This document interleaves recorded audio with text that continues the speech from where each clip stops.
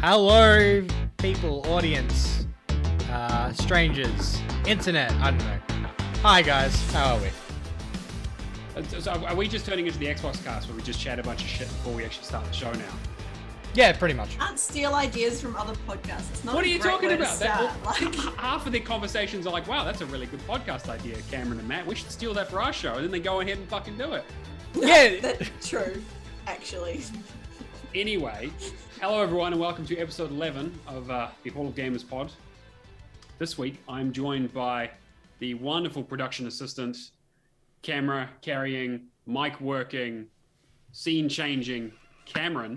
How you doing, mate? Hey. And Charlotte's also here, I guess. Yeah, cool. Yeah, there you go. Say easy. Yeah. Really like making our community members feel welcome. Yeah, well, I mean, look, she's been on the show. I gave her the 5-star treatment when she was on that first episode, but like she's old hat now, so it's like whatever. Get her on. This week we're going to part of the furniture. Exactly. Yeah, exactly. You got to do your own dishes. I'm not going to go for that tangent. I was so tempted. This week we're going to talk about some chill Xbox news, some ridiculous movie bullshit. And then, probably more controversy, because apparently that's what we do on this show. We just love our hot takes. I love seeing all the controversial articles. I'm just like, yeah, all right, cool. Cameron's like, put it straight in there. Put it like it's going to be top of the show, and we're going to be like, oh, great, we're going to just, It makes for healthy discussion, honestly. I mean, like, hey, look, I don't want to go on a rant here, but we should probably get into the song of the week. All right, easy. And let it go. Talking about all the games he's... Oh, wait. A noob is a guy who thinks his score's high, and he's also known as a booster. Always talking about all the games he's done, but he only plays 1 hour trash. So no, I don't want your party invite. No, I don't want to let you join mine. No, I don't want to play with you. No, I don't want to see you online. No, I don't want no noobs. A noob is a guy who can't get no chivas from me. Hanging out at Xbox lobby of his best friend's session, trying to play with me. No, I don't want no noobs. A noob is a guy who can't get no chivas from me. Hanging out at Xbox lobby of his best friend's session, trying to play with me. I know what it is. Oh, no. You telling me you do not know what this fucking song is? No, I said I know what this is. I can't think of what the name is. Oh, because God. I know. You're that, kidding. Listen. I know that like when Weezer did the cover album. Weezer did. Okay, so the Teal album is very good. Yes, it is. Okay, so it is on the Teal album, which is great. I can't think of what the song is called right now, but I know that one of the first songs I put in the beach channels for. No scrubs. No scrubs. Oh, really? Is it really?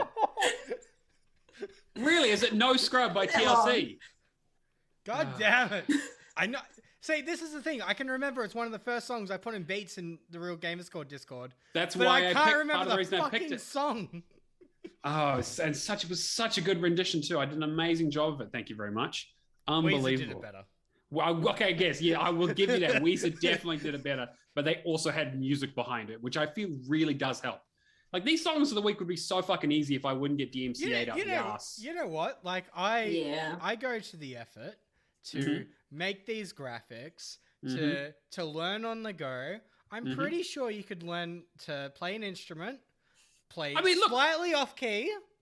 I mean, you do it anyway all the time, so it should be. This is true. Yeah, no, I'll just play on the same key that I sing on. I guess the trick would be that you'd have to like speed it up or slow it down enough that the robots wouldn't hear it. I mean, I'm pretty sure. You've given me an idea. I mean, look, the DMCA bot is basically the beginning of Skynet, because it's always listening, it's always watching, and it just bans the shit out of you for no fucking reason. Have you heard of what is it called? Synesthesia, the website. Synesthesia.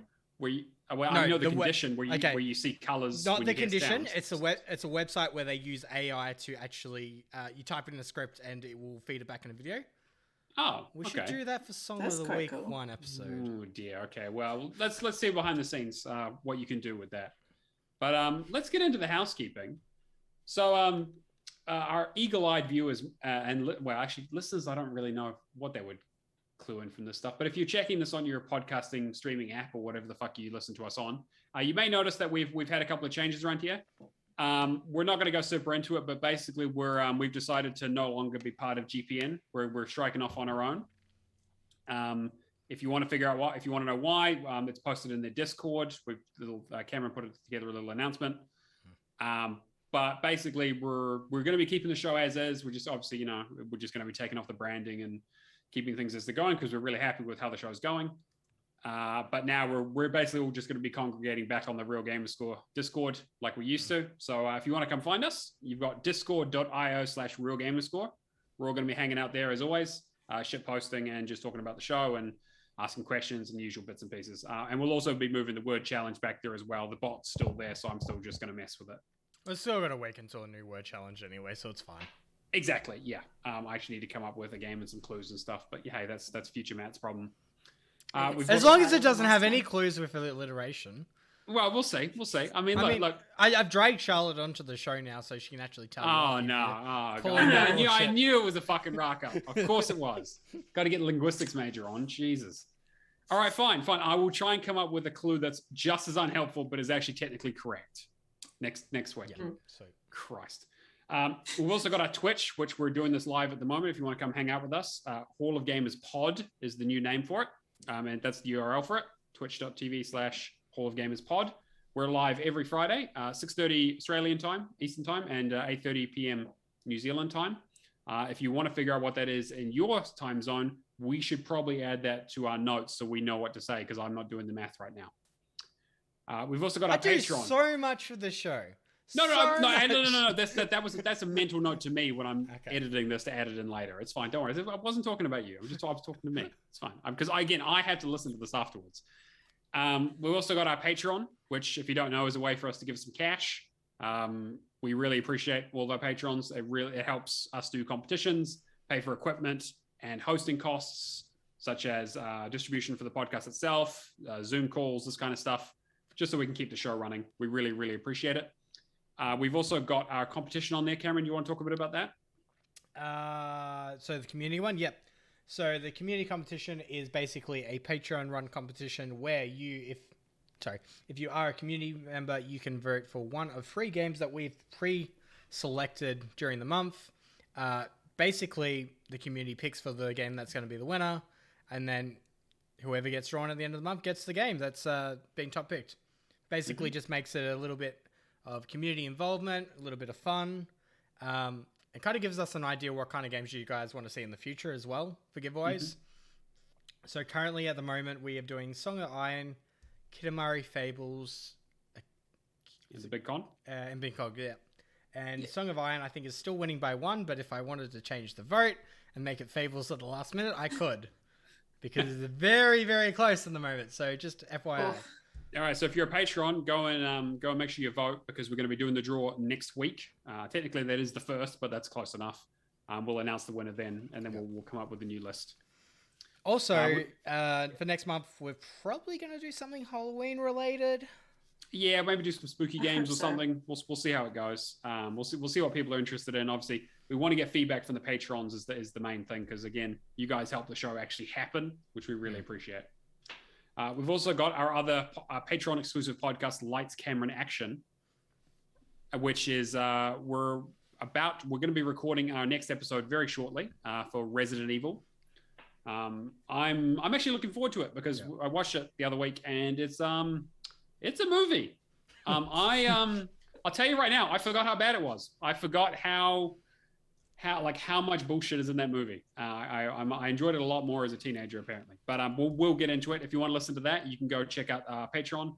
Or, again, any tier of our subscriber tiers, I get access to all of that content. We're not getting that stuff. It's really just to help support us. We want to make sure that everyone feels like they're getting a say and getting something out of it. And then even if you want to try it out, we have the first 4 episodes available there for free, which is Postal, Super Mario, Mortal Kombat, and what was the 4th one?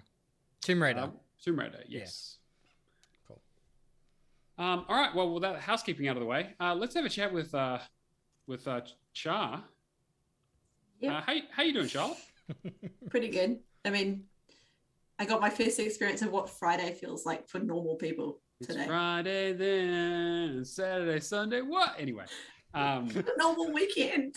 Yeah, exactly right. So you just again, this is just going to turn into the talk show bit because we've already talked to you about video games, so we'll just talk about other shit. Because whatever, we run the show. I don't give a fuck.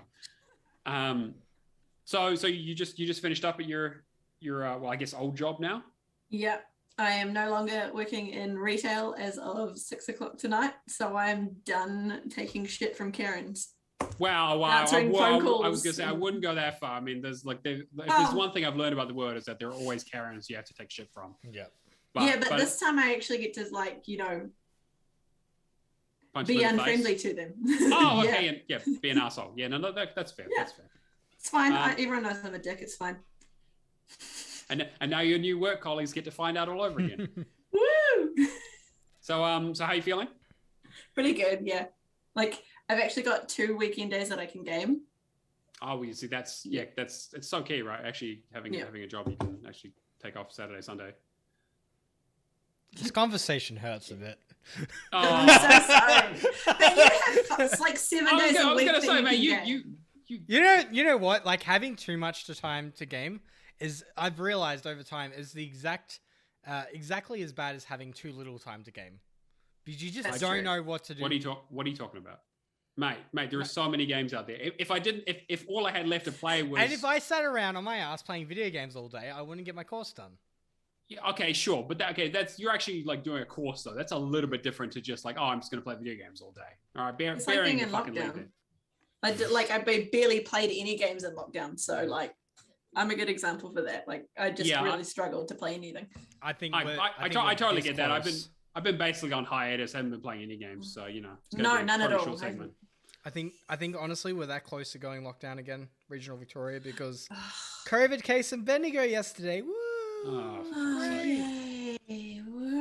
I've already said this. I've already said this podcast. Already said this story off the podcast. But essentially, I was this close to getting COVID, and it was only because I decided not to get KFC and stick to my diet that I avoided hitting a hotspot. I mean, that's a sign, mate. Saved you. Diet saving you? Meant to be. One of Alison's friends apparently waited in line for like an hour or an hour and a half for KFC today, and then when he got to the front of the line, they'd run out of chicken.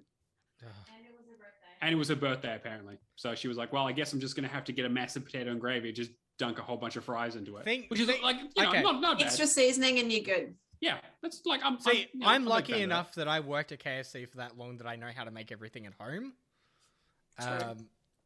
But yeah. I think that was one of my favorite jokes about the anti-vaxxer thing, was that because they were talking about how, so for context, we've gone down to level 3 here in Auckland finally. So there were lines out the door for KFC, and they were talking about setting up vaccination stations at the actual drive-in, because that would, that's where people are going to be congregating. But they also realized that that's probably going to be a group of larger than 50, which is more than allowed.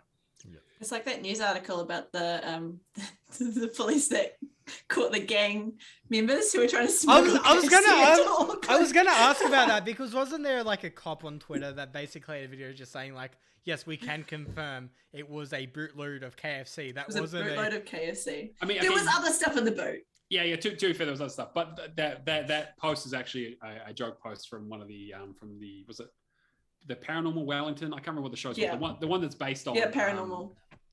The one that's based on What We Do in the Shadows, where it's a couple of cops going and investigating weird paranormal shit, but with a very Kiwi flavor to it. Great show. What kind of market is there for ghost stories about KFC? I mean, the ghost of chickens past. It's harrowing stuff. I don't know where I'm going with this. I don't know. I just like I still have, my point to this is I still haven't had KFC yet.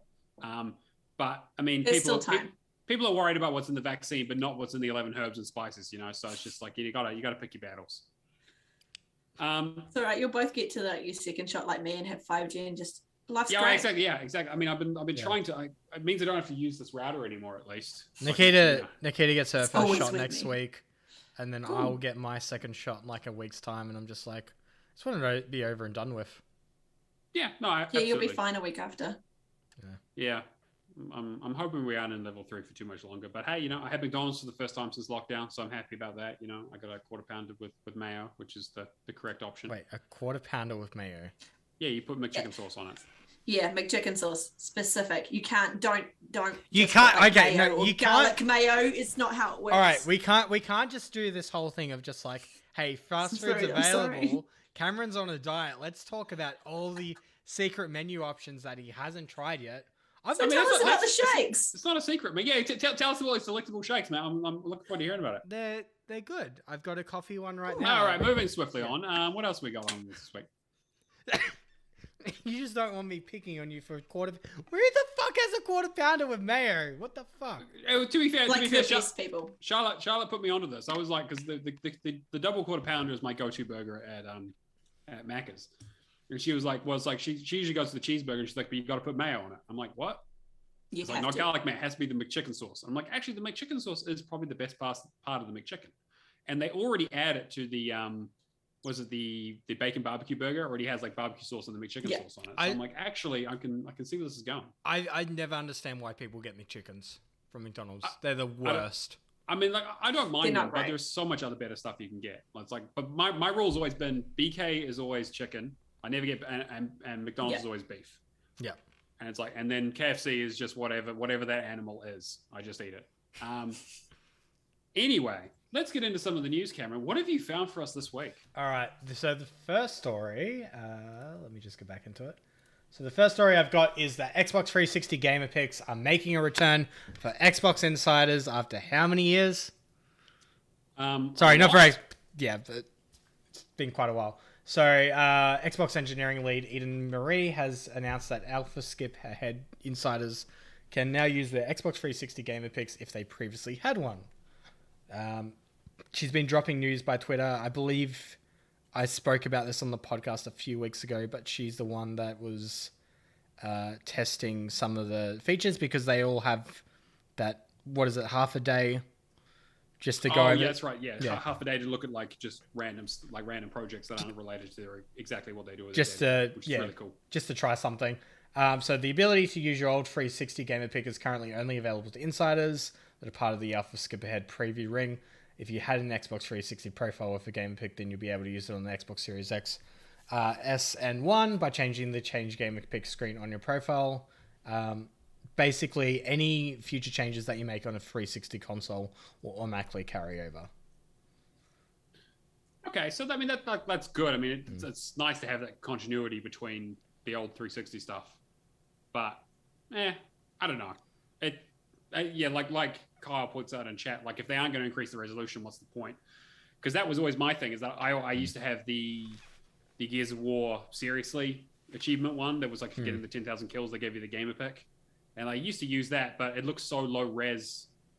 Yeah, they're like 64 by 64 pixels. Yeah. So, so that's why I just made my own one with the like if you make it on the PC, you can just take a picture of something and make it your gamer pick. So I just used whatever Ziggurat. There'd definitely be like workarounds, but yeah. Give me 2 seconds. Wait, it's not letting me do it. Charlotte, you got that? Yep, sorry, I was looking at. Do you want to become famous? I'm sorry, always. Sorry. I've always wanted to become famous. I can't even. He's trying to do something else on the fly and I missed it. But big on now. Yeah, so we've never wanted to become famous. We're infamous. What do you Infamous is definitely more what it is. Not a bad game. Infamous, yeah.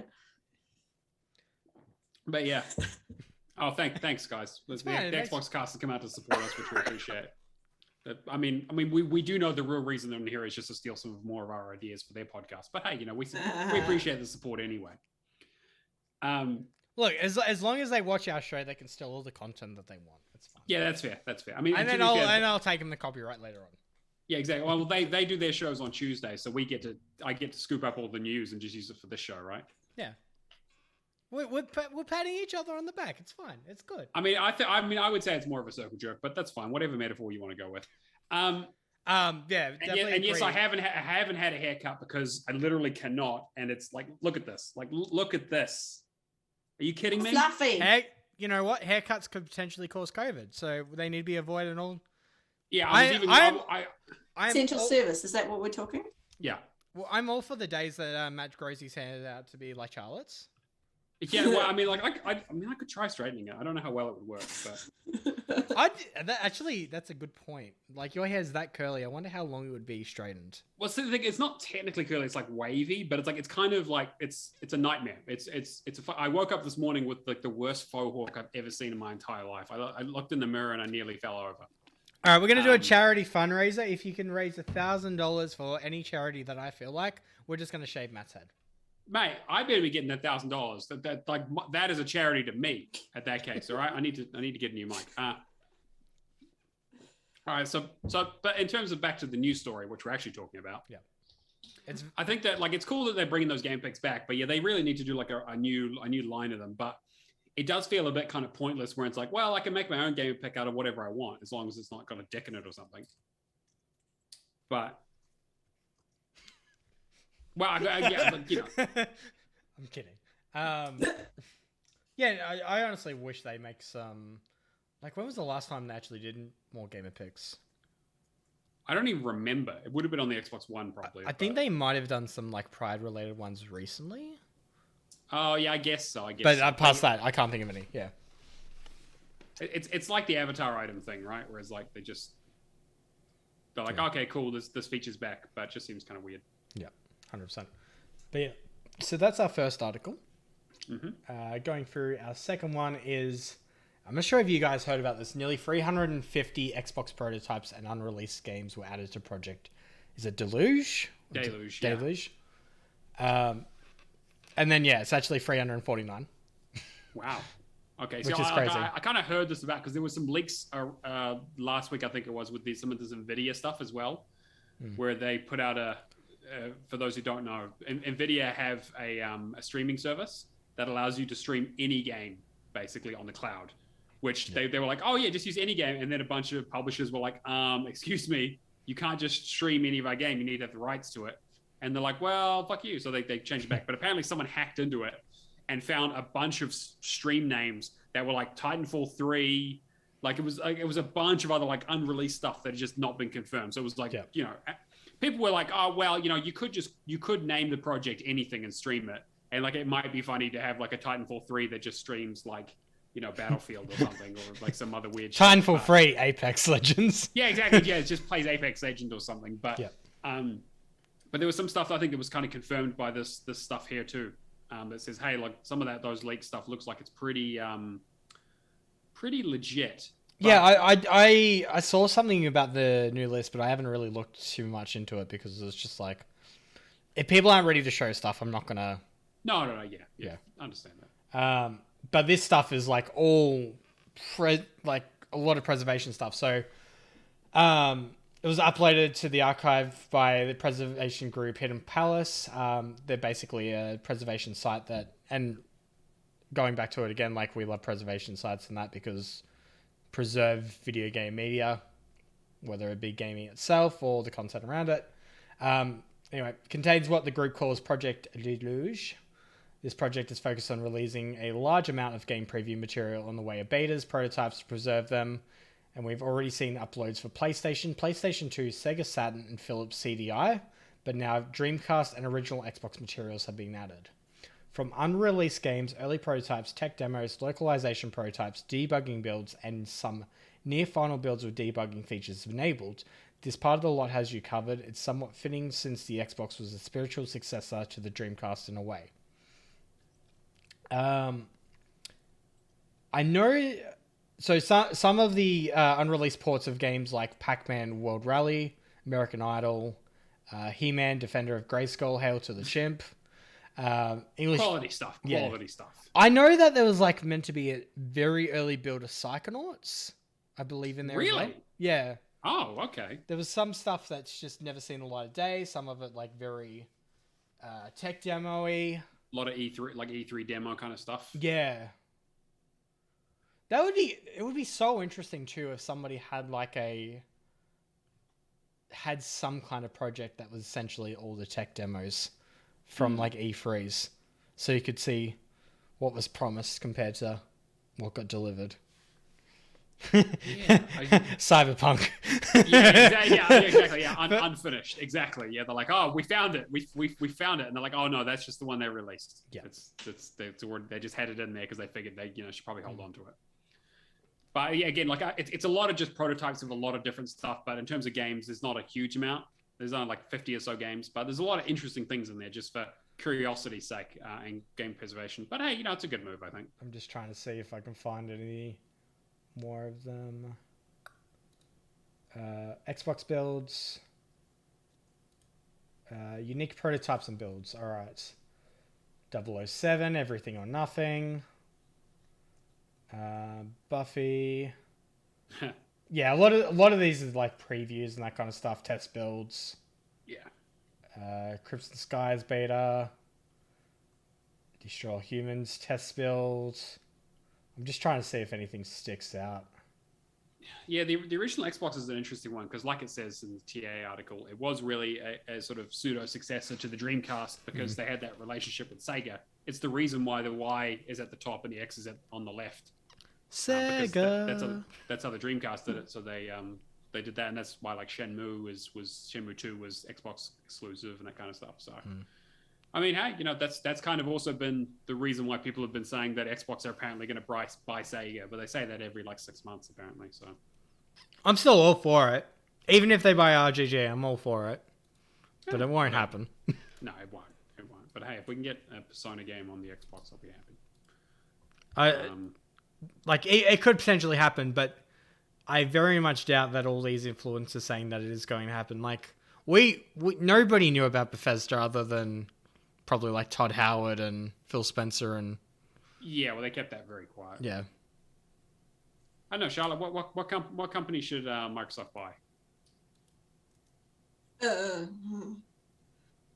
Sony. Warner Brothers? I don't know. actually, like to be fair, Warner Brothers. That's a good one. Warner Brothers is actually a really good example because I mean they have been hemorrhaging money. I could see it. I mean, hey, I'd like to get Mortal Kombat and actually in that leak that I was talking about, apparently there was a Mortal Kombat 12 in there and a Mortal Kombat next gen version. So like they're doing two versions and like an Injustice 3. I mean, not super unlikely, but hey, I just want my Hogwarts game. Oh yeah, right. Of course, that's next year, isn't it? Yeah. Next year. Wow. Yeah, it's been pushed to next year. It's probably going to get pushed again. Well. See, Malfoy. He passed. He passed out. No, I had to finish the sentence. Yes, I did. Yeah. He was doing a celebrity charity. Of course, I did. What are you talking about? He was doing a celebrity golf competition, and golf, he collapsed. Accio hole-in-one. Yeah. See, we don't just deliver the Xbox news. We deliver all your favorite. Celebrities are what they're called, Cameron, usually. Celebrity news? Would you call him a celebrity? Sure. What's he done recently? What have we done recently? We're technically celebrities, band. right? He does a lot of music. The more you know. Tom Felton's great. Oh, he seems like an awesome guy. He's so lovely. He's really, really lovely. Like, he's the most genuine out of all of them. He's so nice. He's completely opposite of what his character is like. Would you say he's falling over for his fans? Okay. All right. Moving. No, that's... I'm disappointed in you. Yeah, see, right? Even I'm like, come on. I'm clipping that. Yeah. I'm going to invite Charlotte to my wedding day like 5 years in the future, and she's like, here's all the clips. Here's all the evidence. Let's just play a reel. Yeah, exactly. Cameron's best hits. Oh, God, yeah. I'm ready. That's okay. We always knew it was controversial. All right, speaking of controversy, apparently Blizzard aren't doing so great. Surprise. Surprise. With all the bullshit that's been happening. Blizzard Activision, we should say. Activision Blizzard, yes, as we should say. But Blizzard itself has lost their chief legal officer. How many people are they bleeding now? I think literally everyone. Yeah. I think is the plan.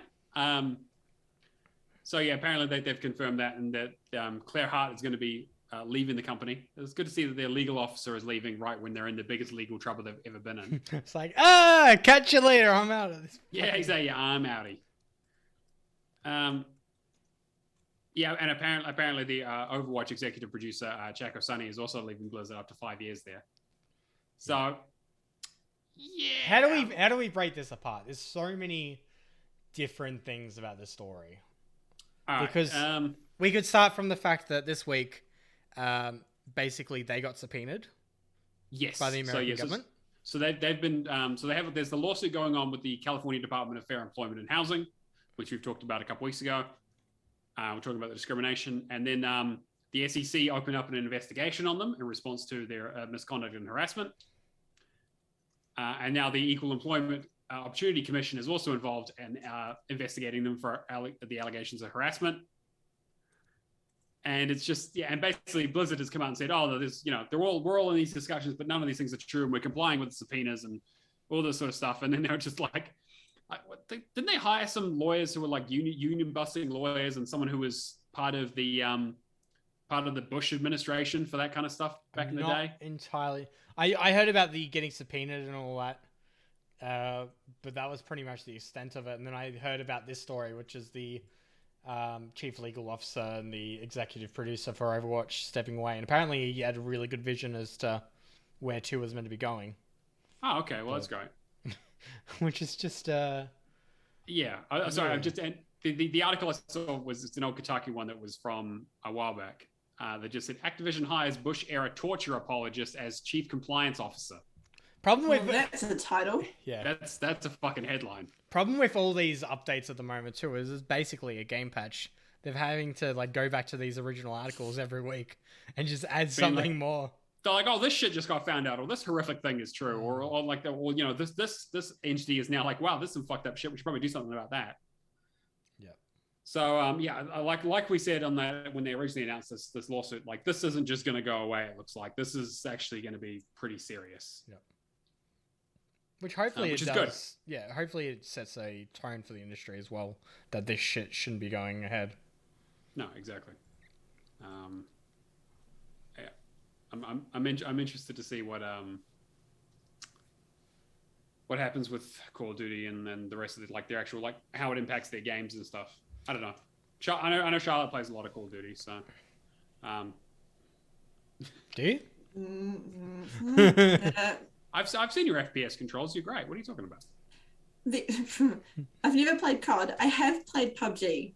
Okay, yeah, PUBG's fine. Once on PC. Once. Pro gamer.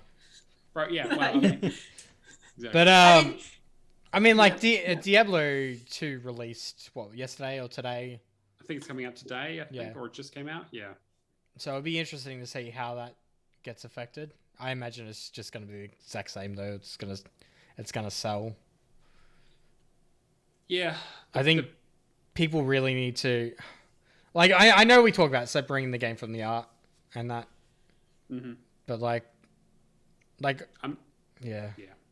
Well, I know that we've made decisions to not support Activision because of this kind of stuff, and I understand that, but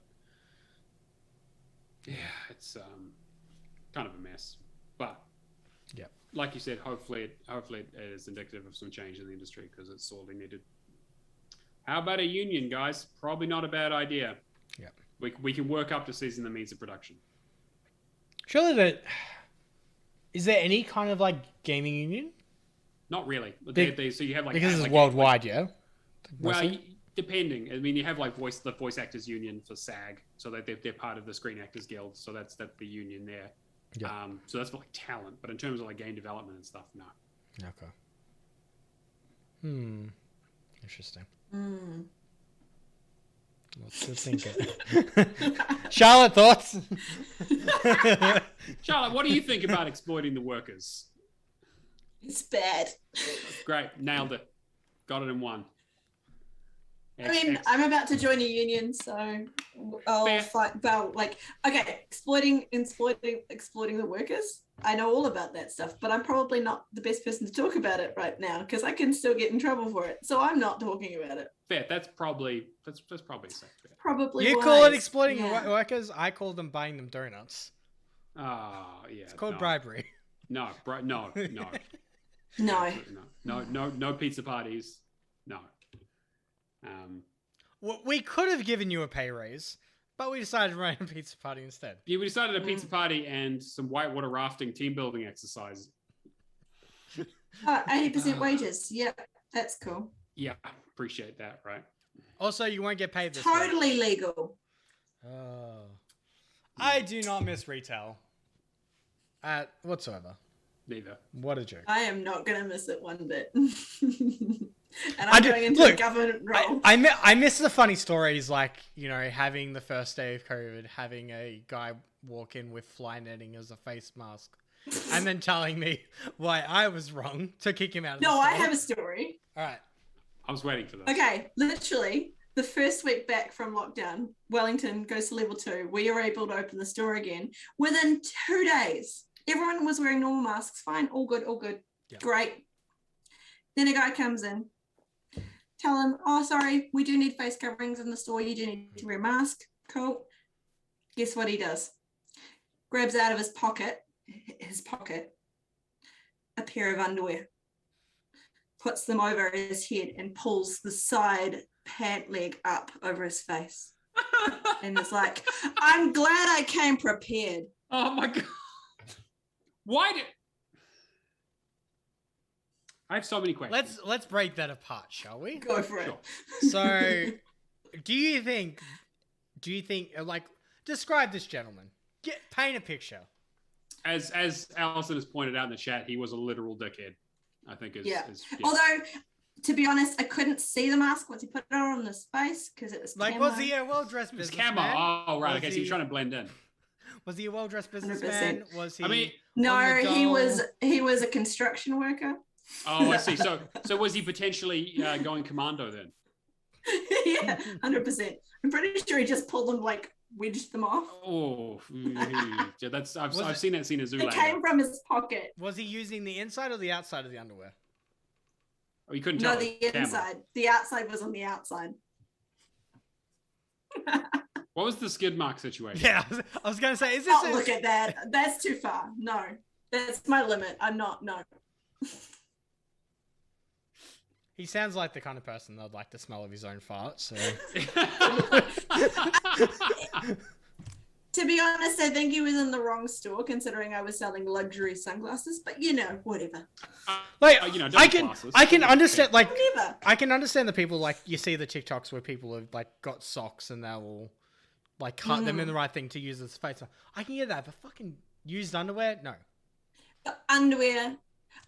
To be fair, I don't think they were used. But why were they in his pocket to begin with? Was it a pair of bonds? Like, was he going, like, was it No, luxury? they were like, okay, so I can describe this to you. I know exactly which ones they were. They were the warehouse.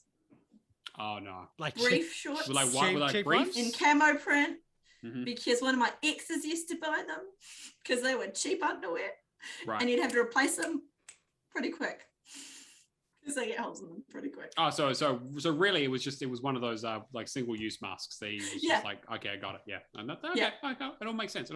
So how many Pradas did he buy? None. Oh well, what the fuck was he doing then? Yeah, he bought a pair of Ray-Bans, so that's all right. Yeah, Ray-Bans are okay. Yeah. Oh God. Still one of the better customers. That's the scary thing at the end of the day. And then I'm going to keep on continuing with this. Did you guys have QR codes over in New Zealand? Okay. Because that was the biggest nightmare in all of it. People keep forgetting. And it's like we can get fines now too. Yeah, which I think's bullshit if the customers aren't doing it. Like we had one guy come in and basically just say, like, it's like trying to hold us accountable for it. I hope you get a sponsorship there, Charlotte. I hope so, but it's a really great name for a beer. You know what? Fisticuffs? Let's talk about sponsorships. I tried to email a sponsor that we reached out to about sponsoring the podcast to getting some brand name ice creams. And we're not going to say their name. We're not going to say the name because they didn't give us anything for it. Yeah, but exactly. You could probably work it out if you've looked at the podcast title for, say, episode 9. Yeah, exactly. And you know what? Or like I emailed them back just like, hey, just following up on this email that I sent about a week ago. The email's out of service. Oh, they literally accidentally blocked you. They were like, no, they're like, oh no, he's on to us. We need to escape. They're going to close down the whole company. I can't. They're in shambles. They were like, legit, no. I had one email sent just saying like, hey, it would be really nice if like, you know, we just want to have something on the podcast because this is like one of the things that we first got to do together when we first met in real life. It'd be really cool if we could show it through the brand. And it's like, all right, cool. Fuck yous. I just wanted an ice cream sandwich, you know? Fuck's sake. I'm trying to think of another ice cream brand. All right, we're gonna go with Streets. Is it Tip Top? I mean, Tip Top is New Zealand at least, so I can get one of those. I don't know what Tip Top is. Yeah, they do okay ice cream. Bubble Bill, reach out to me. Bubble Bill. Bill, yeah. Oof, yeah. And for all our non-Australian and New Zealand listeners, a Bubble Bill is a really nice ice cream. Basically a cowboy with a gummy nose. Yeah, I don't know about a really nice ice cream, but it's not a gummy nose, it's a gumball nose. A gumball nose, you know what I mean. It's gum. Yeah, it's weird. Yeah. It's very reminiscent of my childhood. I was more of a paddle pop fan as a child, the rainbow one especially. But yeah, the rainbow one's pretty good, especially when you dip it in ice, like popcorn. Just eat the popcorn off it. Yeah, New Zealand natural is where it should be. Alison is 100% correct, but I think that I don't know if we're going to get a sponsorship from one of the nicest ice cream brands. I feel like as time goes on, everybody around me is just coming up with these weird food combos. Like what? Like I say that I put peanut butter on boiled eggs now because it's really okay. All right. Well, and then No.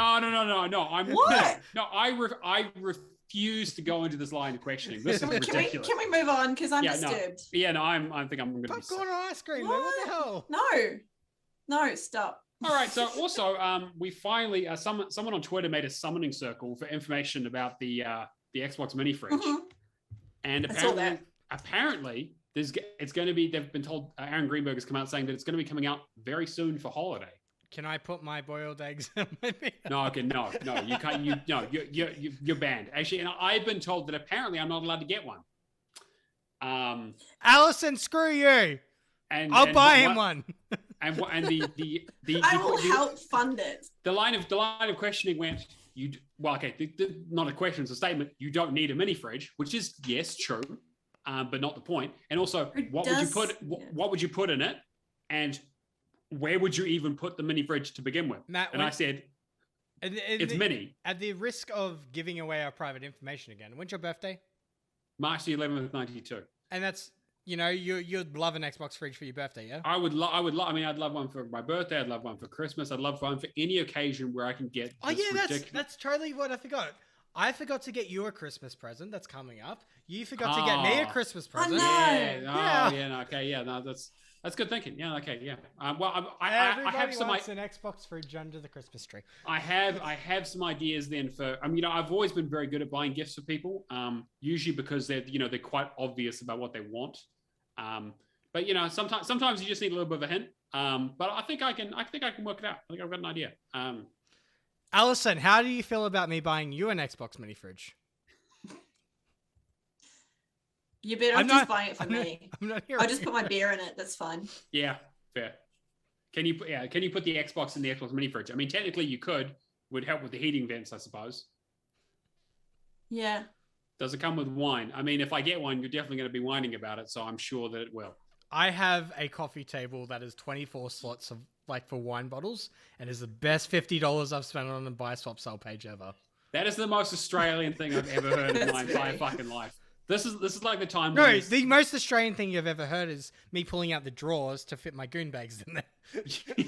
I was going to ask about the Goon Bags. Yeah. Where do the Goon Bags fit? 10 sacks of Goon. Yeah, that's what the clothesline is for. You just hang them up. You didn't grow up in Australia without having a Hills hoist, proper clothesline, and putting Goon Bags and just.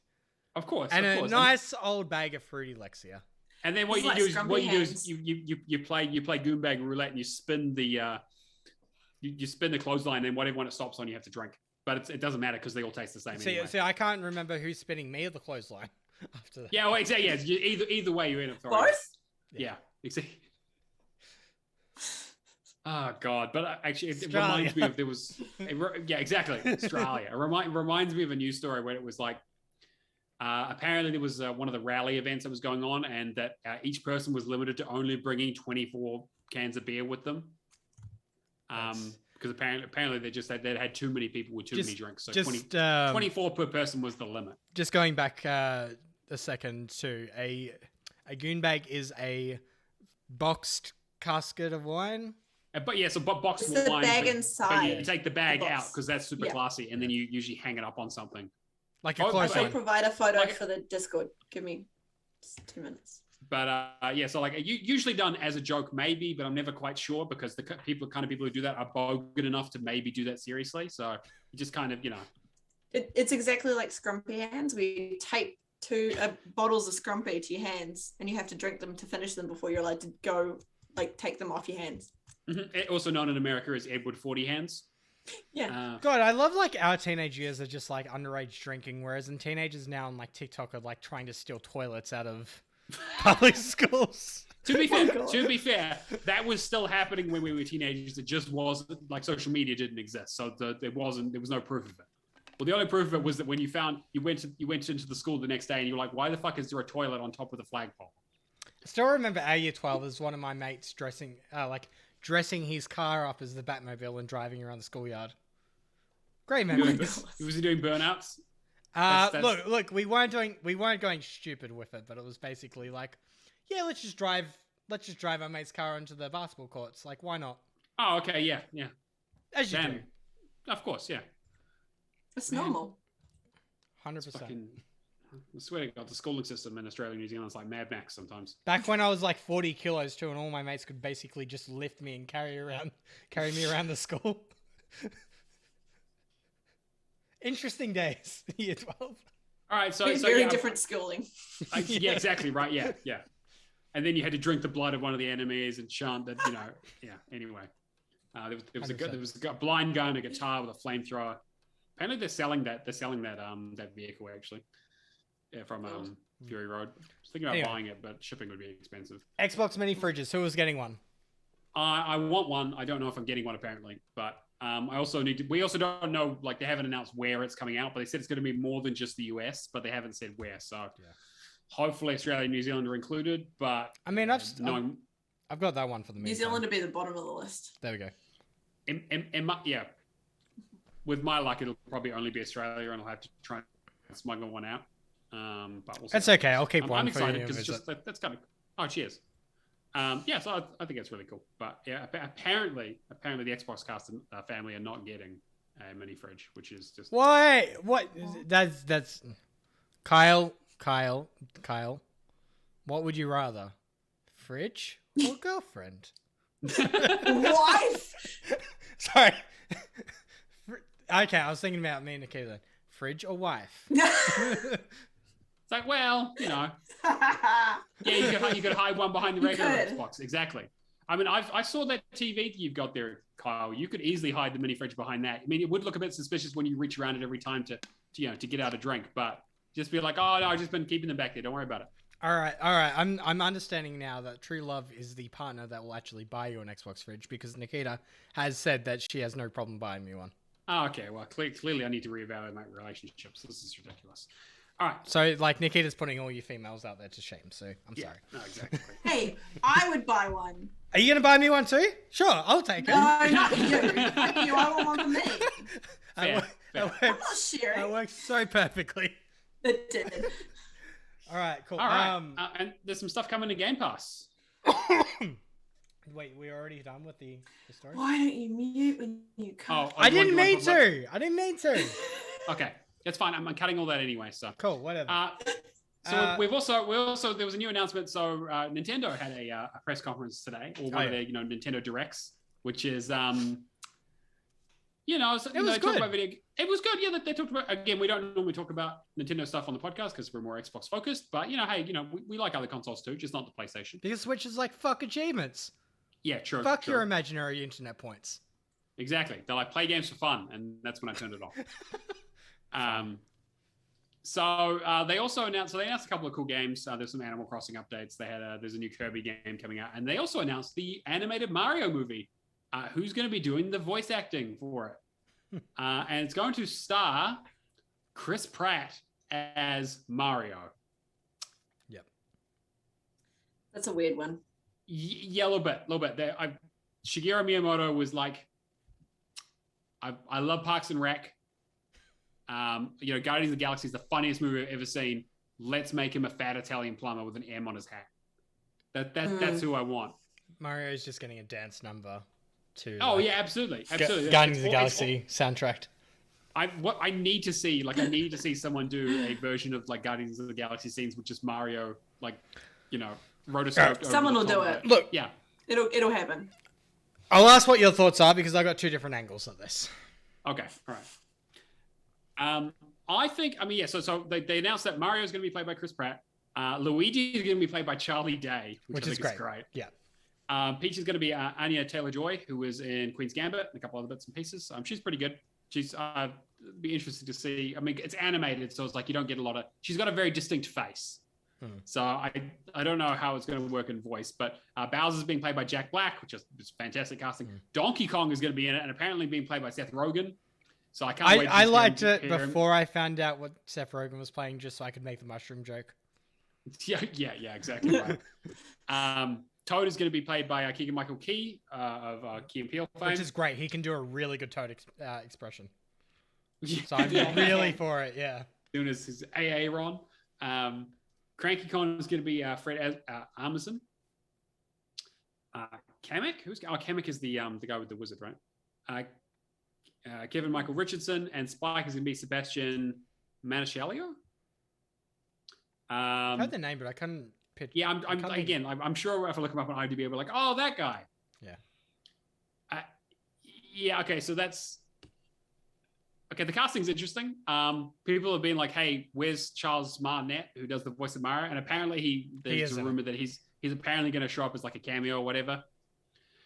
But I mean, hey, like we watch bad video games movies on purpose for Patreon. Like, we'll definitely watch this and rip to bits. I'm hoping it's great, but it's getting done by Illumination, which is the same studio that does Despicable Me and Minions. Yeah. So I'm honestly like really rooting for this because I know that if they can pull it off and it is successful, which I have no question as to why it wouldn't be, it is very Americanized with this kind of cast. Would this mean that we could potentially see more Nintendo properties being used in the future? Oh, definitely. This is the kind of thing where they're like, this is their inroads where they're like, I mean, people have talked about Nintendo being the Disney of Japan, right, for a long time because they're just one of those companies that just has huge influence over there and relatively beloved for its characters at least.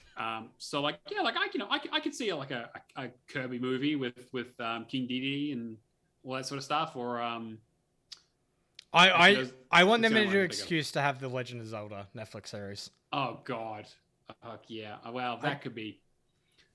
I don't know. I mean, like, I think it's also a difference of like doing like a live action movie versus like or live action movie or TV show versus like something that's animated. Like animated, you can kind of get away with more, and like it feels more true to the game itself, and it doesn't have that weird like crossover stuff that they do like in the original Mario Brothers movie that we watched, where it's like, yeah, I guess this is kind of technically has some of the Mario stuff in it, but really it's just a weird dystopian cyberpunk future movie that happens to have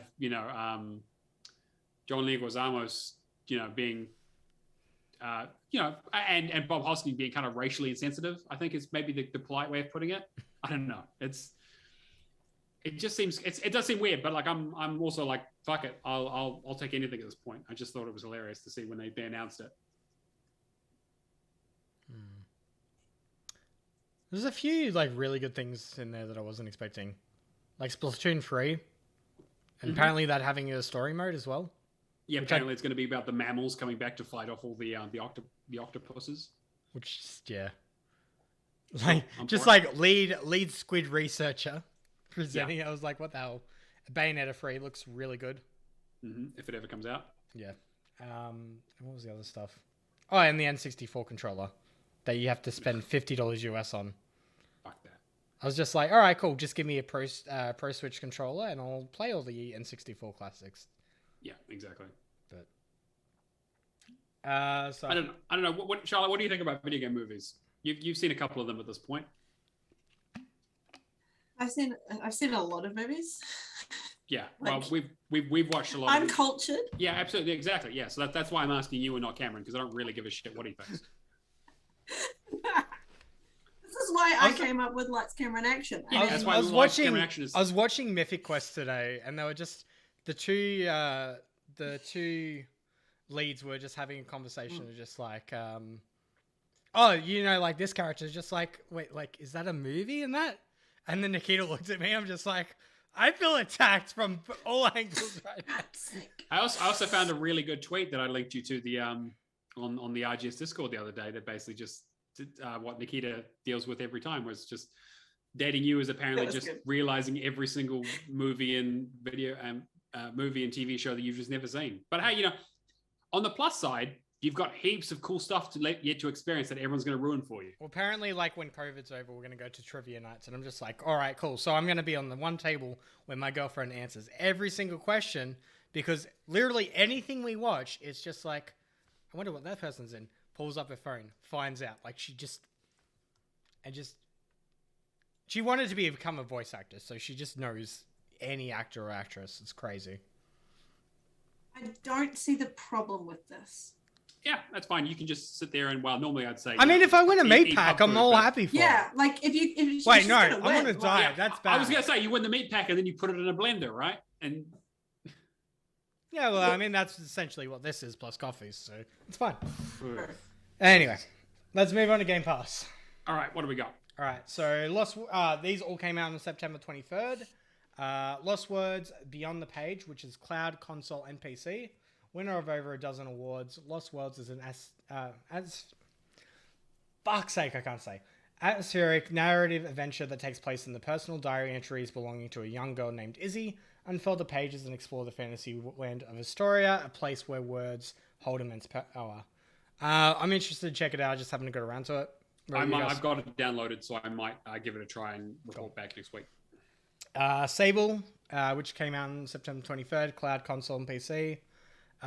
One that I'm personally looking forward to playing this weekend. Available on day one of Xbox Game Pass. Embark on an unforgettable journey and guide Sable through a rite of passage that will take her across stunning deserts and ancient wonders, explore a rich world by hoverbike, solve puzzles, climb great heights, and get to know the inhabitants. Discover who Sable is beneath the mask. Looks really interesting. Love the art style. Hearing really good things. Yeah, the reviews have been kind of like not like super great, but like interesting still. Yeah. I think the one criticism that I've seen was that like mobility, like having that gauge, just like and also apparently it's a little bit buggy. Screw you, Breath of the Wild. Now every bloody game's getting that. Anyway, Subnautica Below Zero, which also came out yesterday, cloud, console, and PC. I believe you started that up today. I started and finished it today. Yeah, right. It's all done. All sorted. Easy. How'd you get it done so quick? The console command's still in there. Console commands work if you're playing on the Series X, so do that. Ah, okay. Dive into a freezing underwater adventure on an alien planet set 2 years after the original Subnautica. Return to planet 4546B to uncover the truth behind a deadly cover-up. Survive by building habitats, crafting tools, and diving deeper into this captivating universe. It's more of Subnautica, but now it's cold this time, and there are penguins. I like penguins. That's good stuff. That's pretty cool. I probably should jump into that then, just in case they actually decide. I would say do it very quickly. Yes, right, cool. Absolutely. Jump onto that as soon as we're done here. Cool. Take to Grail Conquest on PC. Explore the ever-changing maps.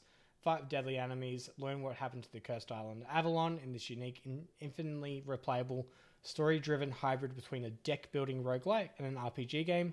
Create your own combat. That sounds like that sounds like absolute, like, oh my god. That's, like that, the more you talked about it, the less I wanted to play it. All right. Let's take the two categories that usually equal the longest achievements ever and put them together into one game. And I'll look it up, and it probably doesn't even have achievements. So RNG, deck building, roguelite. Yeah. That's fucking awful. How could you? How dare you put all those three things together? What are you thinking? Whoever does this, I don't know.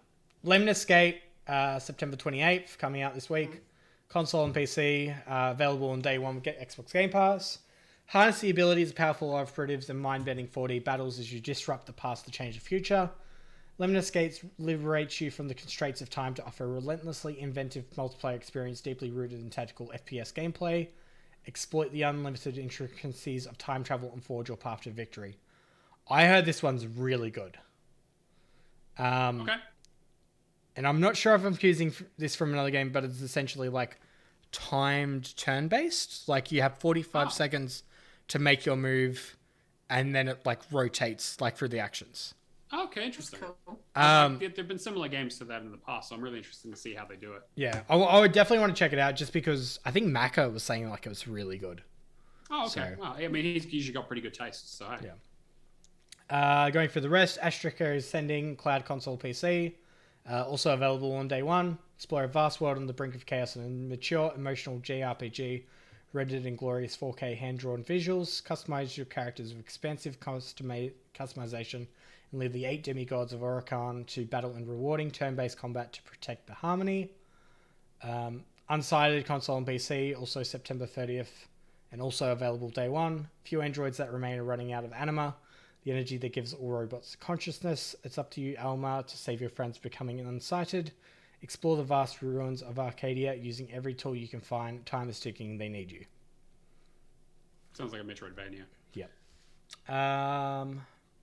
And then, in case we haven't... leaving September 30th, we have Drake Hollow for Cloud Console and PC. Iconfell, or as Valak likes to put it, the game that likes to push an agenda down your throat. Wokenfell, yes. Yeah. Cloud Console and PC. Nine in the Woods, Cloud Console and PC. Cafe Rain, PC, but doesn't have achievements, so don't worry. And Warhammer Vermintide 2 on Cloud and Console. Cool. And that's it for Game Pass for this week. All right. Well, I guess then we should probably get into what we've been... Or actually, no, sorry, we'll get into the leaderboard. Oh, okay. I messed up the order. That's fine. Do it however you want to do it. Yeah, it's fine. So it's fine. We'll get into what we're playing. We'll get what we're playing, and we'll do the leaderboard afterwards. Cool. So, Cameron, do you want to talk about what you've been playing? All right. Where do I begin? I've been like jumping around quite a bit this week. The games that I have been mainly playing is I started Project Cars 3. Now that Project Cars 1's discontinued achievement was fixed because they added community challenges back in, I've started going through the series because I'm concentrating on just getting game series done. I started at 3. 3 is pretty solid for a title, but how do I explain it? It's like it's car racing, yeah. Like it does the job. I found it quite enjoyable, but at the same time, I can understand why reviews basically said like it's trash. More of the same. There's no inventiveness about it. Saying that, went back to Project Cars 1 after playing 3, and oh my god, the controls are like so different. Like it's so difficult to play a Horizon game and then go to any other racing car game. Right.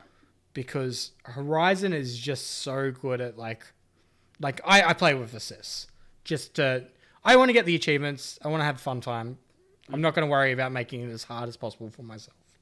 Unless there's an achievement that says that I need to do manual or, whatever. It's, from what I've seen, it's pretty good, but it's just a bare bones racing car game. Which, I mean, I'm all for, but, I just remember at E3 when the guy was talking about Project Cars, and it sounded like he was the kind of guy who went to car parks in the middle of the night and met up with other people, if you know what I mean. He was very excited about leather seats and the real vinyl touch and that kind of stuff, and that made me a little uncomfortable. Interesting. I can't remember that, so I'm not going to look that up. It was a long time ago, but it was like I have to go back to 2 and actually see how that one plays, but yeah, 1's really like I had to chuck the assists way up, and it just still doesn't feel good. Right. I might get my steering wheel out and try it, but now that I actually have a proper desk that will be able to fit my steering wheel, so how it goes. Black Ops 3, we did like 3 pretty straight days of like getting as much done as possible. Kia got Todd done, so now Kia and Todd are done, and me and Adrian are hoping to get as much done next week. probably trying to finish it over the next 2 weeks, except for the one achievement that we're going to do for zombies and finish all together. You've been working on that for quite a while. Yeah, 10,000 kills, 1,000 kills over each weapon, assist, score streaks, all. Yeah, it's really fun. No, it'll be good. It'll be good. As soon as we get it done, we'll actually be able to play the campaign on the Xbox One version and do the medal for playing realistic but not dying. But then you can have, as long as somebody gets through the checkpoint, it's fine. But if you all die before the checkpoint, then you have to restart the level. So okay. It's one of those kind of things. Did a little bit of Halo Wars 2 last night with Aftos, to which point we started doing the Awakening Nightmare DLC, which is really, really fucking good. Oh, thanks for letting me know. Cool. Yeah, appreciate that. Yeah. I mean, like, I burnt him with you, so, like, I got to do the same thing. It's fun. I see. Have you played any of it yet? I tried the first mission to try and get that speedrun achievement and fucked it completely. You know what happens, yeah? Like, you know any of the story or not? No, I mean, I know what happens at the beginning, yeah. You know about the flood? Yeah, he basically is like, oh, I'm going to go into High Charity and release all the flood, like fucking idiot. So, yeah, basically the start of it is just like going to High Charity, releasing the flood, being an absolute moron about it. Like, pretty much Halo 2 is like amazing visuals on that. So me and Steven did the first level of that on Legendary, which was a piece of cake. Then we decided to do the second level, which is basically holding the line. And oh my god, I hate Steven. Because we got to 30. No, I'm kidding. We got to like 30 seconds, and then he's just like, oh, like, because you're sharing, you're not sharing characters. You all got your own units. He had Pavium, which you have to keep alive. Guess who died before the end of the mission? Oh my fucking god! Because he wasn't keeping an eye on Pavium. Oh god. Okay. Yeah. So I got to that, and I was just like, all right, cool. So that's an hour wasted. And we're like, all right, it's 9:30. Let's start up again. Let's get this done. And he's like, wait, I'm an idiot. It's like, why? What have you done, Steven? It's like, well, I've got the skull on. We could be destroying this and getting the wraiths. I'm like, wait, the skull works with the banished? I haven't tried it with the banished. Yeah. Because I haven't collected all the skulls, so I didn't know any better. Skull makes it easy. I mean, if you're just trying to get through on Legendary, yeah. Yep, so we did the exact same thing, and I'm just like, all right, cool. We'll do the exact same thing. Get to the end of the mission. Minute left. Fucking console crash. Oh, yeah, Halo Wars 2 is very, very crash heavy, unfortunately. Yeah. And it's really frustrating because it is such a remarkable game, and I tell everybody that has played Halo that they need to play these because they are really enjoyable. But to have that happen and then immediately go into another match where it's just like, we're absolutely smashing it, we're going to get this done, and we're like 40 minutes into the mission because it's timed on each checkpoint, and then have another crash is like, man, why you got to fuck me? Why you got to fuck me? Not being able to save in the co-op mode, like I kind of understand why you can't because it gets weird with having two different players with the different save file being shared, but like it's so fucking annoying because you can save in a single player whenever you want. Yeah, or checkpoints or something. Yeah, exactly would be nice. But I get because you can kind of get yourself into a situation where you're completely screwed and that sort of stuff. But you know, is what it is. Yeah. But yeah, there was that, and then the game that I probably played the most this week, Psychonauts 2. Oh, great! What do you think? I really like it, but it is not Game of the Year for me. Okay, all right.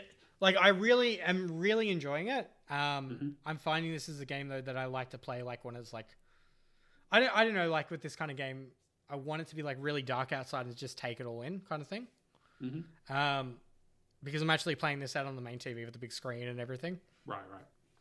But like, I just keep on thinking in my head, I'm just like, I like it, but this is like a 7 for me. This isn't. Oof, really? Like Death's Door is like a 9 for me. Okay, yeah, I haven't played Death's Door to be fair. Yeah. Like Death's Door is the better game. Okay. Psychonauts was still one of the best games I have played this year, but there's just.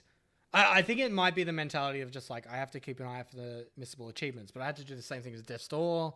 So I suppose. I don't know. But I'm only up to the mission where you go into the male man's head. Oh, okay, yeah. Floyd, yeah. Yeah. Which is voiced by Elijah Wood. Oh yeah. Yeah, what's his name? Nick John Smith, whatever his name is. Something like that. The one that's missing the brain, but lost his brain. He is voiced by Elijah Wood, which is great. And I'm guessing the light's voiced by Jack Black. That's right. Yeah, cool. But I got up to that mission. That's just weird. Like Psychonauts 2 is like great, but some of these missions are weird. And then there's just some like side missions that make me feel like, where am I meant to be going actually? Yeah, like it's pretty freeform in terms of just kind of wandering around and doing your own thing. Like I kind of wanted like a little bit more of a linear experience from it, but sure, yeah, I understand that. It's pretty good. But then pretty much that's it for the most of the week. I have like dipped my toes into Resident Evil a little bit because I felt like it yesterday. Then I realized that I am very, very bad at Resident Evil, and I decided to quickly discard that idea before I watched the movie. I kind of just wanted to get a feel for it again before the movie, and I'm just like, wait, I really suck at this. Yeah, those games are hard. Yeah. But I... Thank you, Admiral, for subscribing. Appreciate it, mate. He's just checking in from his lunch break. Keep up the good work. Funding our fridge fund. Exactly. Yeah, exactly. So there's the fridge charity. Yeah.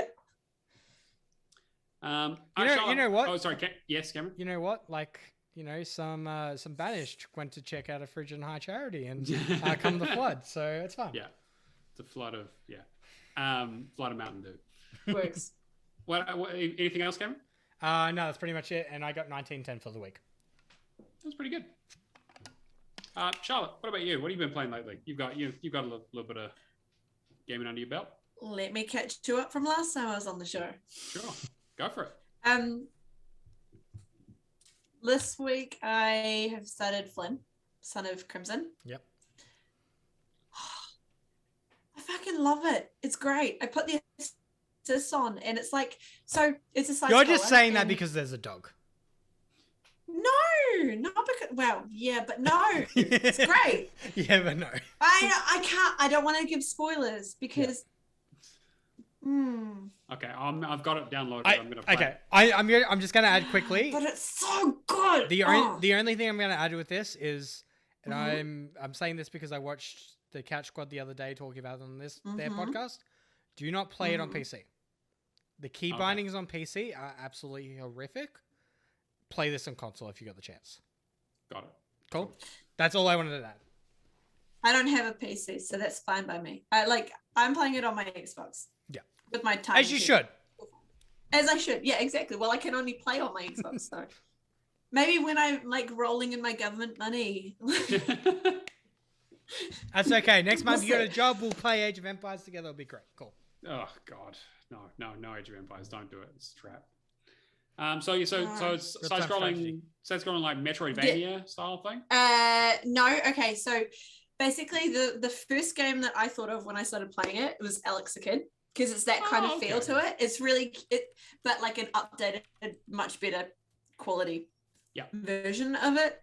But it makes me think of Alex the Kid, because it's like you've got a whole lot of monsters that you have to battle, and like I went through an underwater level, and there's crabs that run around like this, and then they attack you with their claws, and so you have to like basically attack them at the same time. But I'm going to turn the assist on and see how it is, like how hard it is gameplay, but I'm quite enjoying it with the assist on. So I've got like basically invulnerability.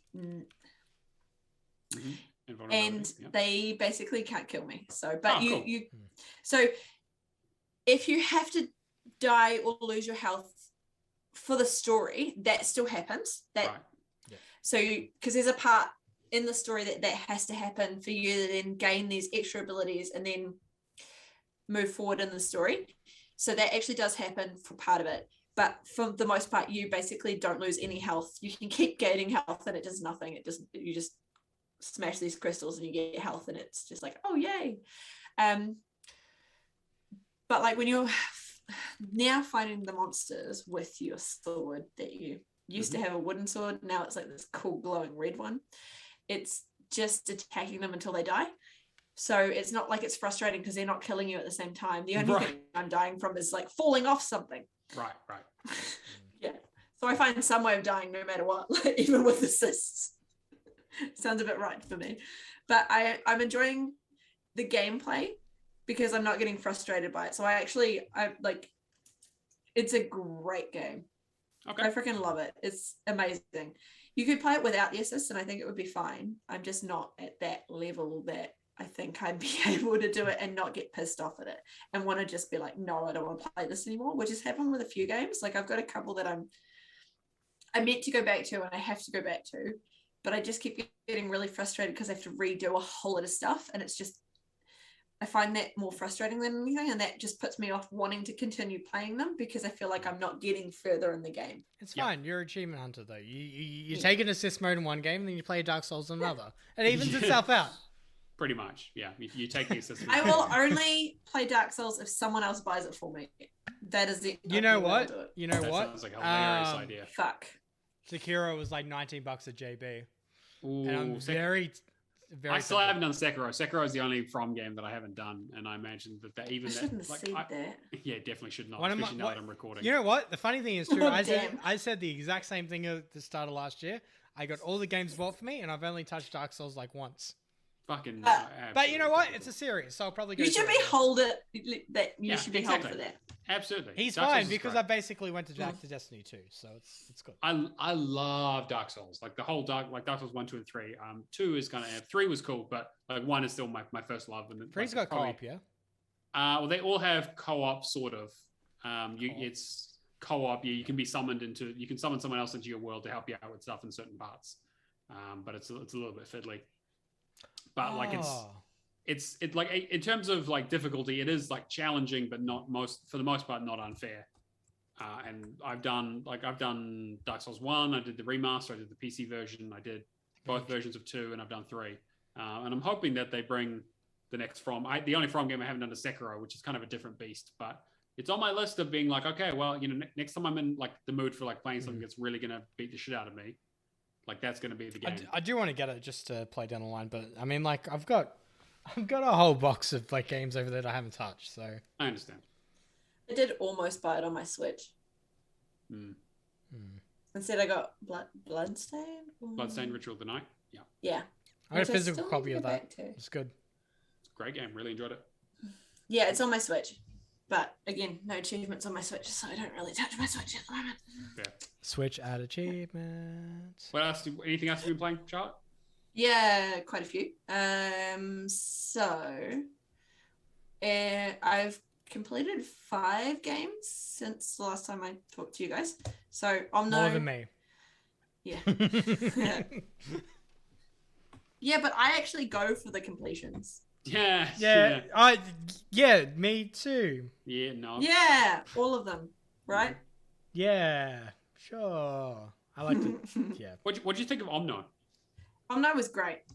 Like, I loved Omno. There were minor issues with me, but only because I don't know why.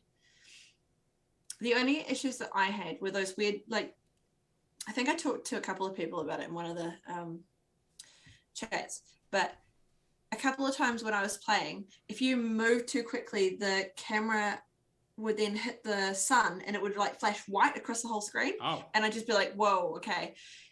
Like, and that would put me off it for a little bit. And then I'd have to like work out what was going on. Cause yeah, like the whole screen would just, it was like, it was hitting the sunlight and then the sunlight would just flash across. Apart from that, I loved it. Like, it was great. Like, it was a really good game to stream too. Yeah. Like, cause it's beautiful. It's a beautiful game. Like that. And the other completion that I had recently, which I'll get to in a second, because I love the Artful Escape. Oh yeah, I want to talk about that too. But go for it. I want you to gush about it. Yeah. I'll do my point of view, and you can do yours. Like, there's a reason why I was telling you to play it.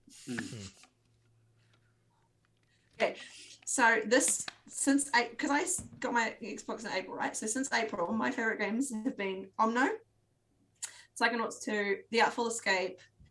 I love Hades, but I love Hades anyway, so that's just always going to be there. And now Flynn's getting up there, Flynn, Son of Crimson. Yeah, like I love that sort of beautiful art style, not terribly difficult, but a little bit of a challenge with puzzles and things like that. But you're not going to completely get killed all the frickin' time and have to like restart multiple times, apart from Hades, but that's different. That's kind like, of I'm fine with it with Hades. Yeah, like that's the point of the game. So would you say? Yeah. I was going to say, would you say Xbox Game Pass is the best deal in gaming? Where you can play hundreds of titles for $1 in your first month? Flynn is on Xbox. So Xbox Game Pass. Yeah. Kyle? Yeah. Yep. Jump on, honestly. The Artful Escape is on Game Pass. Yep. Psychonauts 2, Omno, all of these games. I don't have money. So have you bought any physical games? The Witcher Game of the Year edition, but that's for the Xbox cast. Yeah, I was gonna say that seems like Witcher Ween. Did we tell you of our upcoming event of October where we all play Witcher free? Get there. I've got a list. I have a whole list. It's a totally original idea that's only original to this podcast, yeah? Yeah, the Hall of Gamers Halloween event. Featuring the Witcher 3. Yeah. I'm a Patreon for both of your podcasts. Fuck off. But we invite you on the show. Yeah, sure. True. But I also just got invited on a special podcast on there, so then I might just have to do why I now have this next week. All right, children, please stop fighting. All right. Hey, you'll have me back. Yeah, exactly, right. Yeah. Cameron, I'm still with you. Can't get rid of me. I give you guys too much money. This is literally true. You bankrolling the whole operation. Yeah. Okay, can I talk about my rest of my game? Yeah, go for it. As long as the game. I'll tell Cameron to shut up now. Yeah. Just put the mute on him. Okay. I hate gang beasts. Was it just because my internet was bad, or was it just that the game is shit? The game is kind of shit, but also our internet connection was not great. So playing co-op was pretty rough. Yeah, that's true. And like half the time they wouldn't pop achievements, and I'd be like, "What the hell?" But you managed to get it done, right? Yeah, I did eventually. I had to do a few on my own. As bad as Fogs? Fogs is great. Fogs is amazing, and you will not convince me otherwise. You should have played it co-op. Look, honestly, it is amazing. I mean, I was available. It's fogged up. Were you? Yeah. I feel like you two kind of just did your own thing, and Cameron's just here. I still would have helped you. Sorry, Cameron. Checkpoints were good. It is really good. It is really good as a short completion. I mean, yeah, if you want, you can complete it very quickly. Yeah. 2 hours of it is great. I enjoyed the whole game. Fogs was great. Yeah, you're not going to convince me otherwise. Right. I did also complete 12 minutes as well, which, yeah, you guys talked about that previously, and I've had discussions with it with other people. It's an interesting concept, but the execution leaves more to be. I like the idea. I don't like the story. Yep. It irritated me, and half the time I had to replay so many different things, and it just. Because I didn't do certain things in a certain order, or I didn't click on certain things a certain way. So then I had to repeat multiple things multiple times. It's weird because it kind of gives you the feeling like you want to play a point and click adventure game after it. It very much is that, yeah. You want to play something that's like it, but there's nothing that exists quite like it. Yeah, that's true. And I'm doing the point of click, the precision to Calvary, which I'm using as my so my previous streak was 39 days achievement streak. Yep. And I fucked it and didn't get my achievement and ran out of time and lost it. And so I'm currently on a 33-day streak. And if I'd kept the 39 one off, I would have still been going and I would have had a chance to beat Matt. I'm now trying again. And I'm just hoping he runs out of baby games at some point. And there's one day that he doesn't pop an achievement and he's like, oh, whoops. Oh, no. And I'll be like, I've got He'll never run out of baby games. That's the problem. I'll talk about it. And he keeps popping achievements every fucking day. Am I on a new streak now? I'm not sure what my highest one was. I don't even look at it. are on a new streak and you're past 40 something days, I have an idea of how long you've been going for that achievement, because I'm trying to get to, because his longest one is 161 days. And I want to get to 162, and I don't want him to beat his highest achievement. There's no way I'm going to beat that streak. There's like 160. I'm earning too many achievements per day to stretch it out. Yeah. So that is true. Okay. Yeah, Paw Patrol is still on the list. I haven't done it yet, but thank you for reminding me, Carl. Wait, the first or the second one? The first one. Okay. Second one, I think, just got the achievements fixed now. Oh, good. I might look into that then. I need something for my 1.8 million when I hit it. It'd be good. Like, if anybody wants to hook me up, I know that Peppa Pig's coming out next month. I know that PG Master's coming out next month. I'm sure there would be great games to play with Persephone, but I don't have any money, so with Persephone. Peppa Pig sounds like it might be my 1.8. You know what? Also, for the audio listeners, I did quotation marks there. Just thank you. Yep, good. For the audio listeners too, if you know what the big nights are, you are awesome. Because you guys have no idea what the context of that is. What the fuck are you talking about? Anyway, shut up. Shut up. It's not your turn to talk anyway. I keep talking. Let Charlotte talk on the fucking episode, you dickhead. For Christ's sake. Put your fucking camo mask on. Can you go invisible, please? Or mute? It's okay. I'll just get my co-anchor. All right. Sure. No. No. Put the puppet away. Put the puppet away. Damn it. Jesus Christ. I swear to God, he's going to do a Patreon spin-off and we're going to lose every single listener. Where the fuck is Anyway, Charlotte, please continue with the games you've been playing. Yes, sure. I'd love to. Okay, so last month for the Xbox cast, I was doing also Back to Backlog, which I was supposed to do a game that I no longer have access to, unfortunately.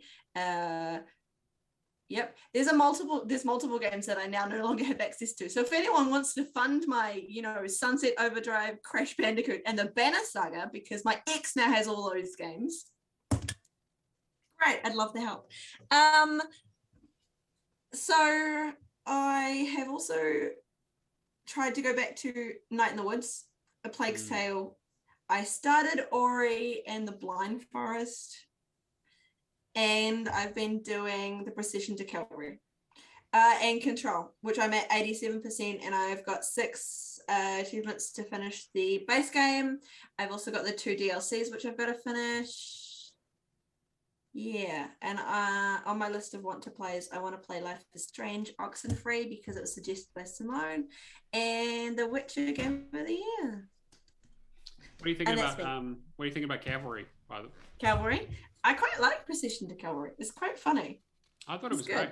But also, I'm wondering if that's because I'm freaking part of a classical arts meme group on Facebook now, so I'm like, this is perfect. I mean, it basically is classical art memes. It's basically memes, but a game. Classical art memes, but a game, and it's fantastic. Mm-hmm. It's getting my achievements every day, so that's cool. Keeping the streak going. Also, that's really funny about the puppet being the 4th host, because especially considering, like, we've just discovered that you're the 4th best podcast. Oh, yeah. For video game category, which is like Moro bars, and being the 4th best chocolate bar in New Zealand. Yeah, exactly, right? I haven't had a Moro bar in ages. Exactly. That's exactly it. It's everyone's 4th favorite bar. They're like, oh yeah, I could probably go for a Moro bar. I just don't see them in Australia.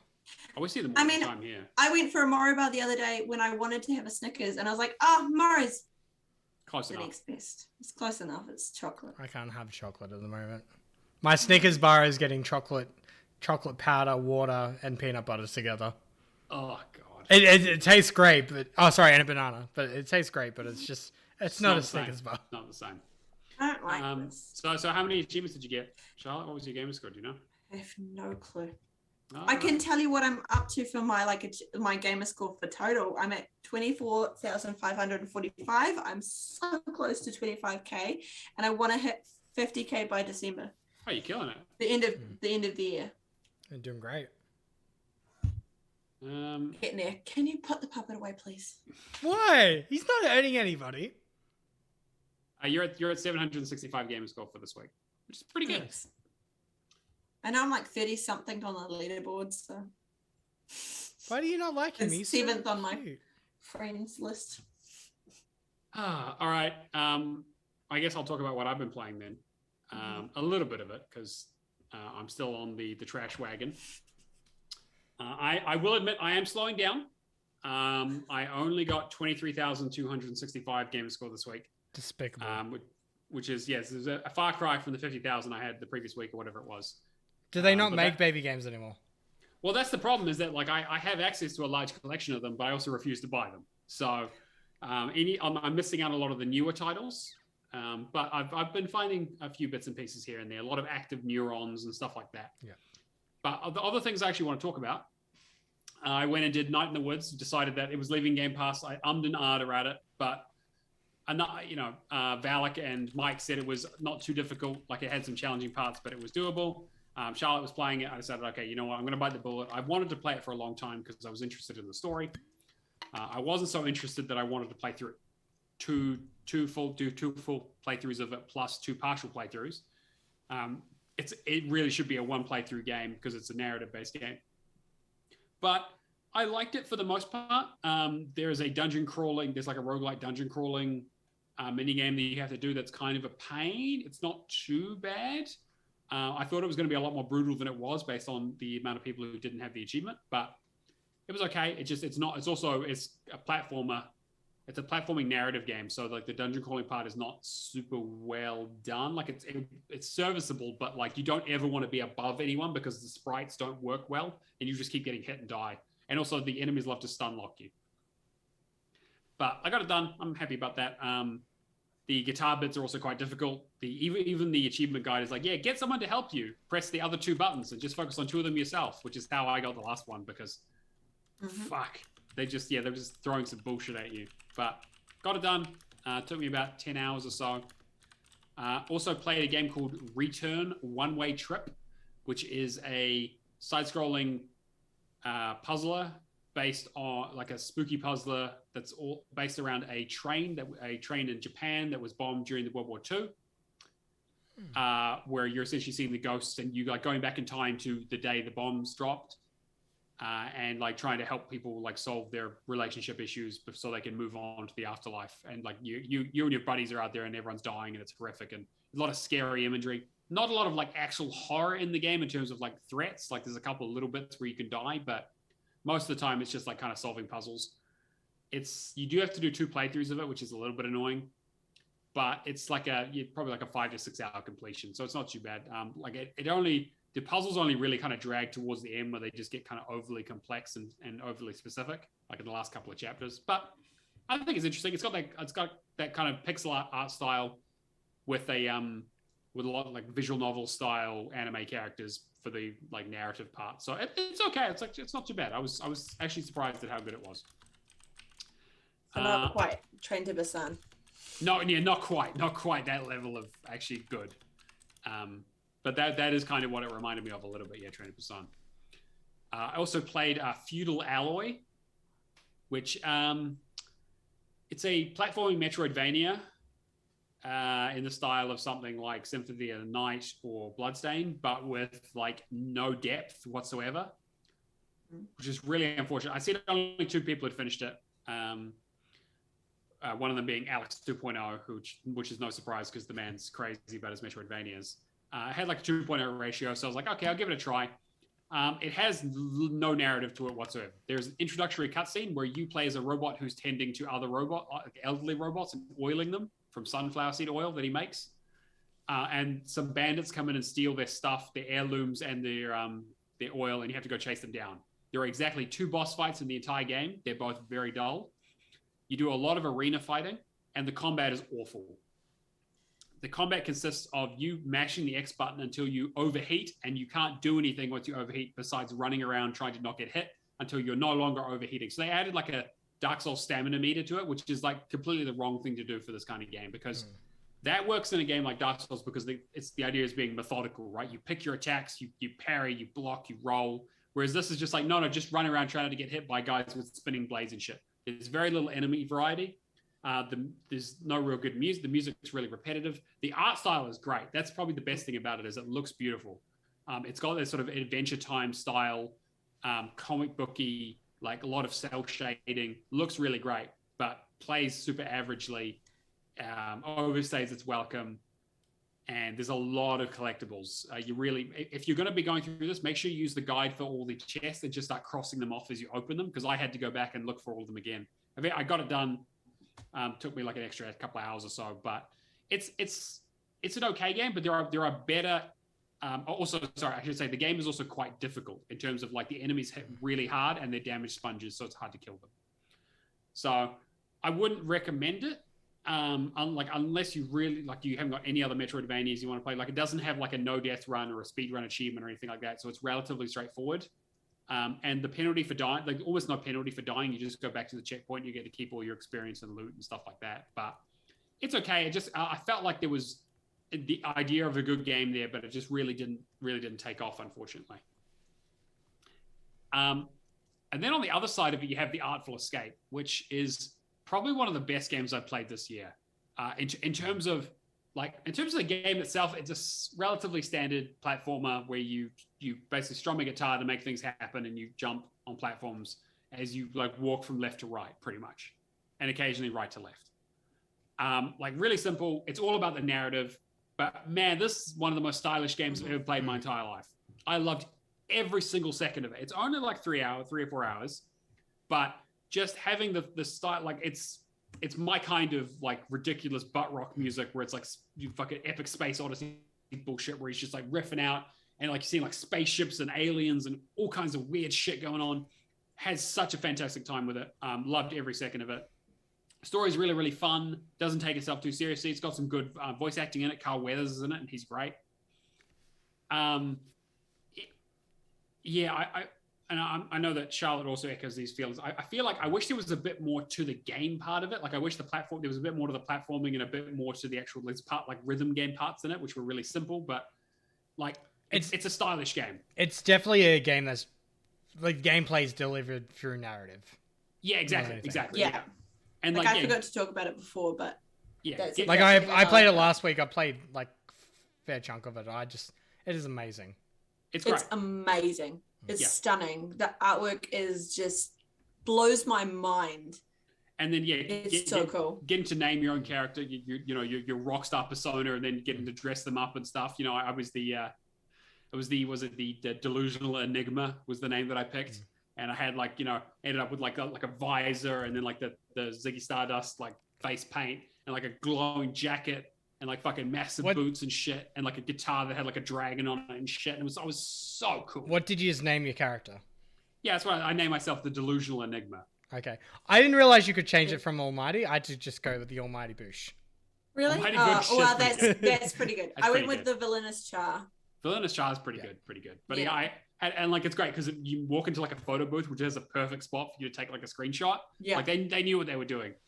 And it's cool because you make up your backstory because you're creating a space opera rock persona. So you just come up with shit and you're okay, cool. This is my name. This is my style. Here's my claim to fame. And you just start yelling it out in the cutscenes and shit. And, it's all just ridiculous. You just start owning it. Oh, it's great. Yeah, and then changing the outfits is just and then icing on the cake. There's a lot of this thing is he's super good at guitar and he's a bit of a Mary Sue, but it doesn't matter. It comes off as arrogant, but it's no, it doesn't matter that he's arrogant. He's a rock. He's a fucking intergalactic. He's an intergalactic rock star. He's in space. He's literally in space, going around fucking blowing aliens' minds. He's literally been taken from his home, dumped in space, and he's yeah. And he's hey, I'll own this. Okay, sure. Here's a holographic guitar, motherfucker. Get to it. I had an amazing time with the game. I wish there was a little bit more to it. I think that's the only real failing that it has. But it's an Annapurna narrative style game. It's about narrative first, gameplay second. So I recognize that. What was it? They're bringing out another Annapurna game next month too, which I'm actually really keen. Oh, okay. I'll look it up. I can't remember. Yeah, they've had a lot of good stuff. They did, was it Last Stop, which was, again, another narrative one, which I didn't like as much. I liked the idea, but it didn't really pay off. 12 Minutes was another Annapurna published one as well. I launched something just recently that was Annapurna as well, and I'm trying to remember what it was. I was surprised to see it. But trying to think what it's called. Yeah, so that's what I'm on the hunt for. It's more like the Artful Escape and that 4 to 6 hours, or like 8 to 10, so that I can start getting my 25 games before December. Yeah, you'll smash that. Yeah, so I'm hoping that that kind of stuff is the kind of like, it's the kind of thing that I really love having on Game Pass, because it's the perfect excuse to just be like, I want to play this cool fucking game that I probably wouldn't have bought unless it was on a big fucking sale. Yeah. Memoir Blue. That's the one I'm looking for. Oh, okay, right. Interesting. Because that is 12th of October. Oh, so yeah, like in just a couple of weeks, right? Yeah. Like, they just... Like, even though we don't like how 12 minutes ended and all that, they have been delivering quite a few really quality titles. Yeah, they're delivering stuff. It was still a good game. Yeah, right. And they're delivering stuff that you just don't really see that much of. It's very unique. Yeah, like they did Donut County as well, which is amazing, and like What Remains of Edith Finch. I have I Am Dead is another one that I'm looking at maybe doing, and Sayonara Wild Hearts and Ashen. Ashen. Just for how much we paid for it for the Game Pass challenge, I need to go back and do that at one point. Fair. Because I think this would be a nice one to get like a publisher completion. You'll be working pretty hard because there are a couple of slightly different ones in there, but I think you could do it. Yeah. But yeah, so again, and I played a shitload of baby games as well, just working on getting them up. So that puts me at 23,265 for this week, and I just hit my 1,700th completion. Okay. 1.8 when? 1.8 when is a good question. I'm thinking at this rate before the end of the year. I'm hoping.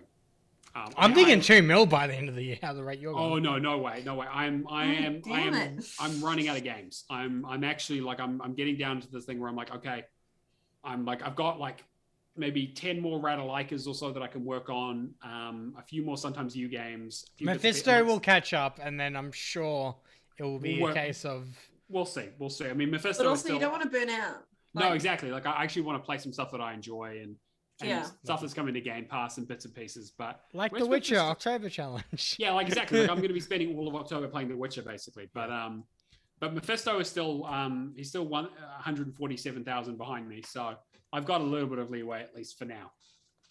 But yeah, I'm definitely aiming to get that 1.8 by the end of the year. CJ, Neo has been on a great run, but it's a death rattle. He's done. Yeah, exactly. Yeah, exactly. Well, because I got challenged by CJ. I'm just reading what it said there. It says, by popular request, top PlayStation gamer is set to bring back some excitement to the oceanic boards as he takes down full-time gamer and sheep enthusiast. I still don't know from last week. Is oceanic like continent? Is it a continent or a region or exactly. Yeah. But so I'm hoping to actually, I'm probably not going to be doing as many baby games. I'm going to be littering them in a little bit, but I want to play some other stuff like Flynn, and I'm going to be taking up a lot of time with The Witcher because The Witcher is amazing, and I deserve it, to be honest.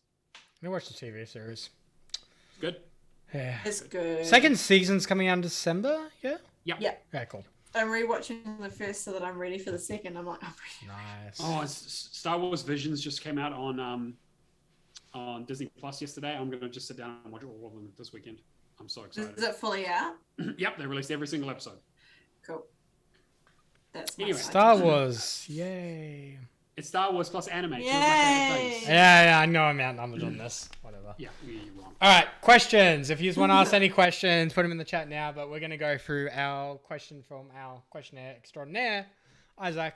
Hey guys, before I had an Xbox, I had a PS2, and my favorite game series was God of War. Those games never came to Xbox, but some games that had a similar style did. Darksiders 2, for example. What games or genres did you used to play before Xbox? And more importantly, do any of those style of games exist on Xbox these days? Thanks for taking my question, Isaac. I mean, like before Xbox, the games I kind of played were like Kingdom Hearts, Banjo-Kazooie, Age of Empires. Now you can kind of see a trend where those games eventually did hit Xbox. Yeah, a lot of them did.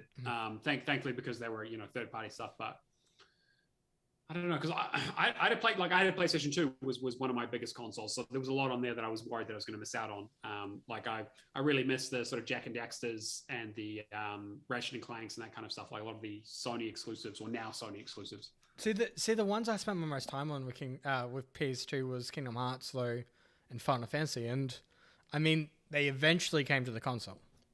Sure, but I guess before that, like in terms of like, I think JRPGs were probably the big one that I played a lot on PlayStation 2 that I didn't like. They just didn't exist on the Xbox for a long time. So like I played a lot of like Lost Odyssey is one of my favorite games of all time. I've done Tales of Vesperia twice. I've done Eternal Sonata twice. I've done Blue Dragon. And there's probably a few, like Magna Carta, I think I did twice as well. Like I played a lot of JRPGs just because I love that genre. And that was the big thing that I loved on the PS2 that I had to find a replacement for.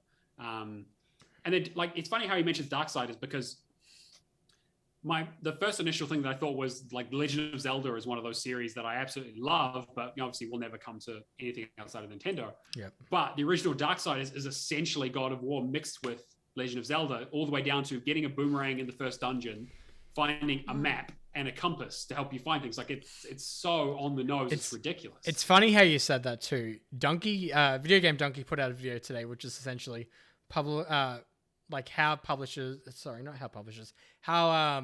news articles and that, or video reviews are basically, hey, this Zelda game came out. This is A game plus B game put together.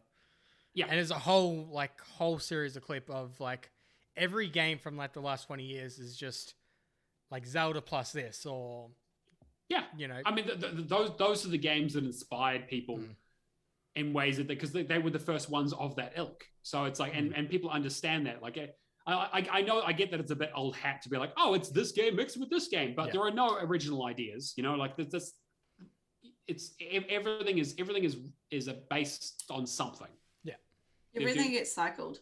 Yeah, it has to. And people make the games they want to play a lot of the time. So especially, and we've talked about this in the past, where the indie space has like taken the example I always use is I used to also love the Mario series, the 3D Mario, so like 64, Sunshine and Galaxy especially.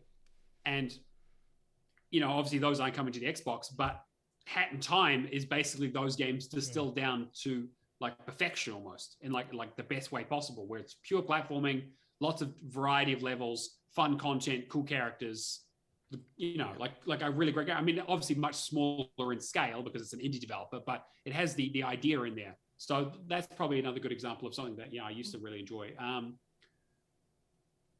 Other than that, like I didn't get to play a lot of stuff on the PlayStation because I didn't have any money. Like I was a poor kid. I've thought of a few just then.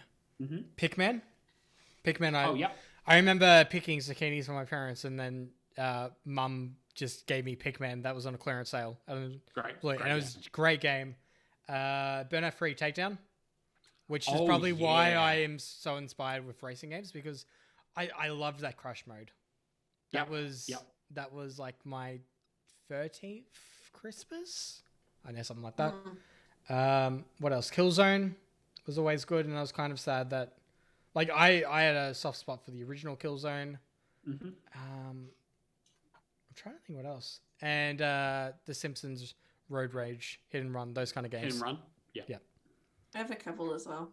Because I was a God of War player, like, because I had my PlayStation 3 before, like, so because I started with PC and then PlayStation 3 and then Xbox, but God of War was big for me, and all of them, apart from the last two, well, the new one coming and the last one, but I played all the first three. Loved them. Like, God of War is so good. I just, because I like the story behind them too, because I'm such a nerd with mythology. Like, that's so big for me. That's why I love Hades and things like that. But also, I thought of another one that I honestly love, and I don't know a comparison. So Little Big Planet. I played all of them, every single one, and completed every single one on PlayStation 3, and they were my favorite games. Psychonauts 2 kind of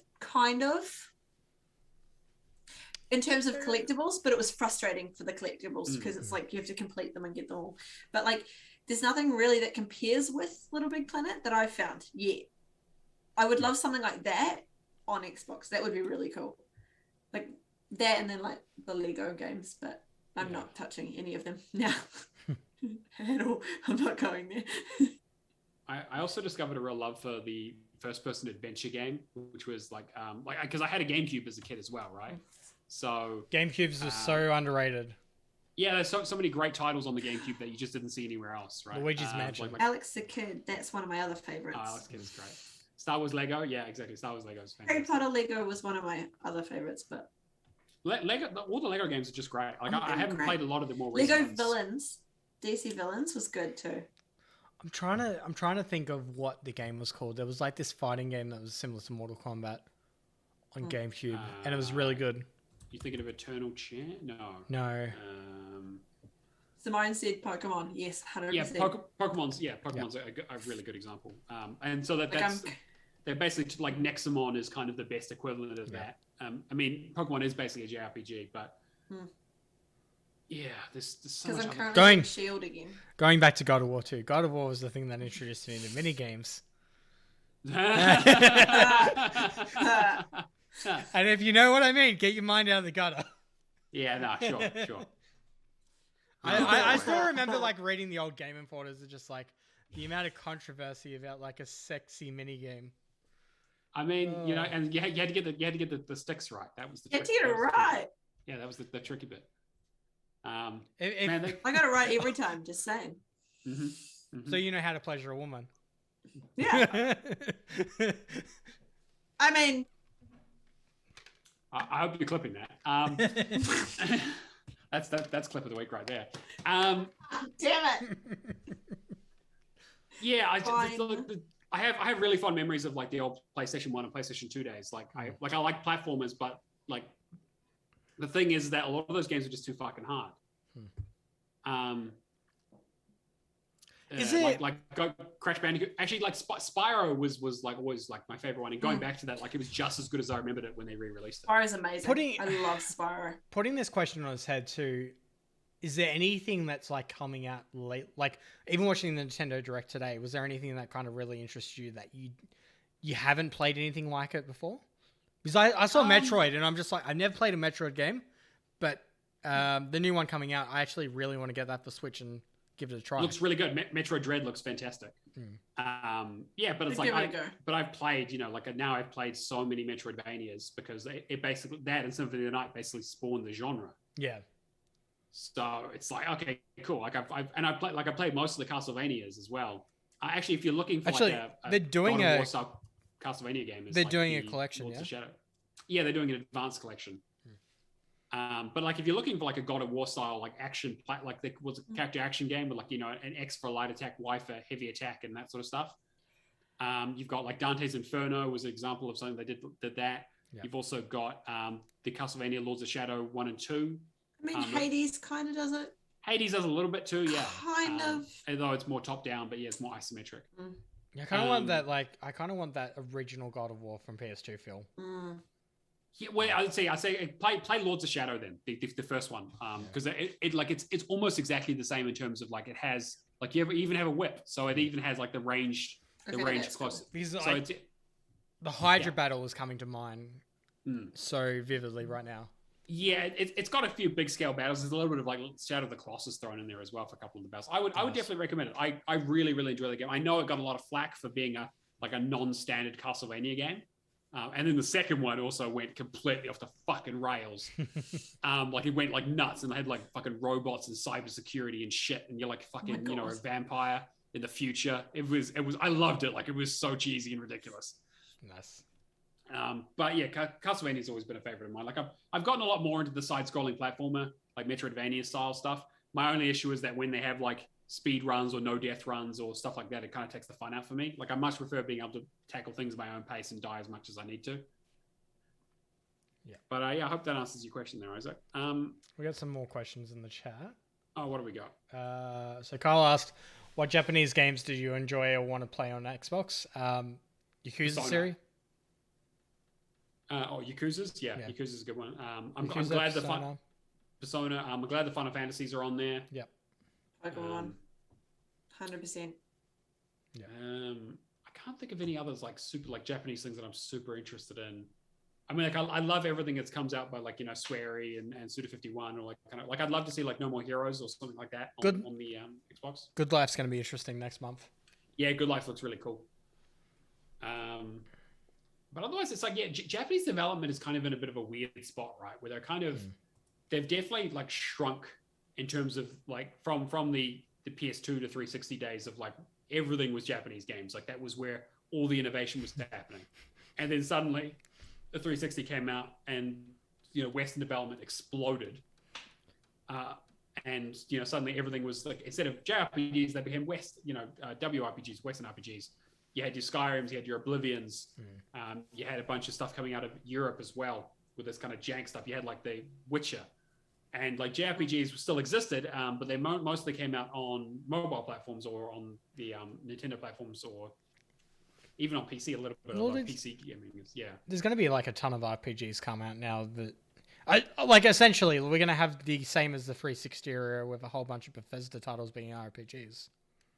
Yeah, true. But it's all like Western RPGs, right? So it's like I'm totally fine with that. Like I love those games, but like JRPGs are kind of what got me into the deeper and like my deepened my love of gaming from just kind of as a hobby to the obsession that you see before you. Which is weird, saying that you're an achievement hunter as well, because they're the worst things for achievements.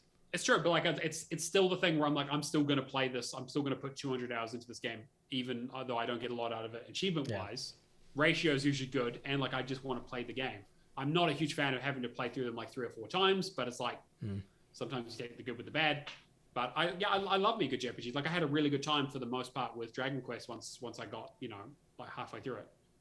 But yeah, like Carl mentioned, they do get very grindy, and I want to try to avoid that. But you need to. It's currently me. I have to go back to Final Fantasy.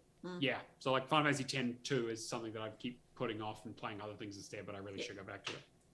You know what? You said so grindy. Going back to the previous question, the old Need for Speed games, like Underground 2, and the original, like the more story-based Tony Hawk games. I think it was just that era of my teenage years where it's just those are the kind of games that stuck out for me. But yeah, the skateboarding stuff kind of died off, right? They didn't really have an equivalent. I think as soon as they brought out Tony Hawk 5, that just basically killed everybody's mood. They were like, oh, we're going to bring it back, and then it died immediately as soon as they brought it back. So, whatever. Literally, that just made me think of Parappa. I think that's Nikita's favorite game of all time. Okay, that game. That game it was the first game that I was introduced to PS2, and it was because this is the weirdest story. So the only reason I was introduced to PlayStation was because I was on a trek with my mum and my siblings, and we'd gone on a walk through an abandoned train tunnel, and I got stung by wasps and then had to be carried back to where we were staying. And then the boy that was in the cabin next to us had a PlayStation 2 on holiday in these cabins in the middle of the South Island, and he was playing Parappa, and he let me play it because I had wasp stings on my leg. And the rest, as they say, is history. Yes. I would so love for that to come to Xbox. I would like that is probably one of the only rhythm-based games I would be okay with. Guitar shit, no, can't do it. Let's go for the list because I didn't grab all the Buzz and the Sing Stars, but Ratchet and Clank. Buzz was great. Yeah. Ratchet and Clank Up Your Arsenal. Yep. Great game. Giant Commandos. Tekken 4. Tekken 4 sucks. These are all Nikita's favorites. Mortal Kombat Armageddon. Oh god. Oh god. Some of my absolute favorites. Yes. Simpsons Run. Yeah. Simpsons Road Rage. Yeah. I love Futurama. Futurama is good. I love Futurama. I'm a big Zoidberg fan. What have we got? I love Futurama as a show. The game's not so much. Family Guy. My god, the Family Guy game is so bad.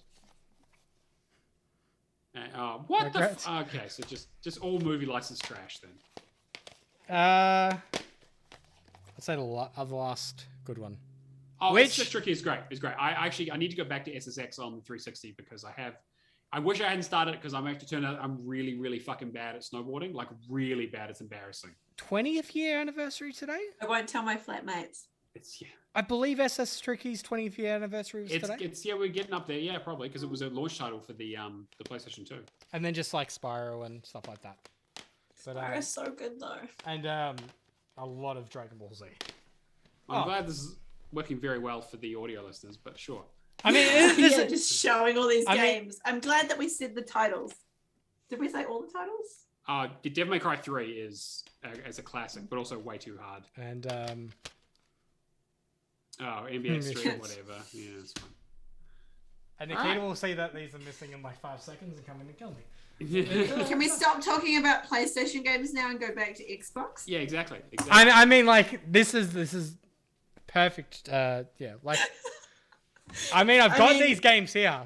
Like Nikita is the biggest retro fan, so I have access to all these. I'm not really a big fan of retro games. Is the thing. Like I enjoy them when they redo them or rework them for the Xbox or like their old PlayStation stuff. But like I don't go out and collect the old stuff because they haven't got achievements.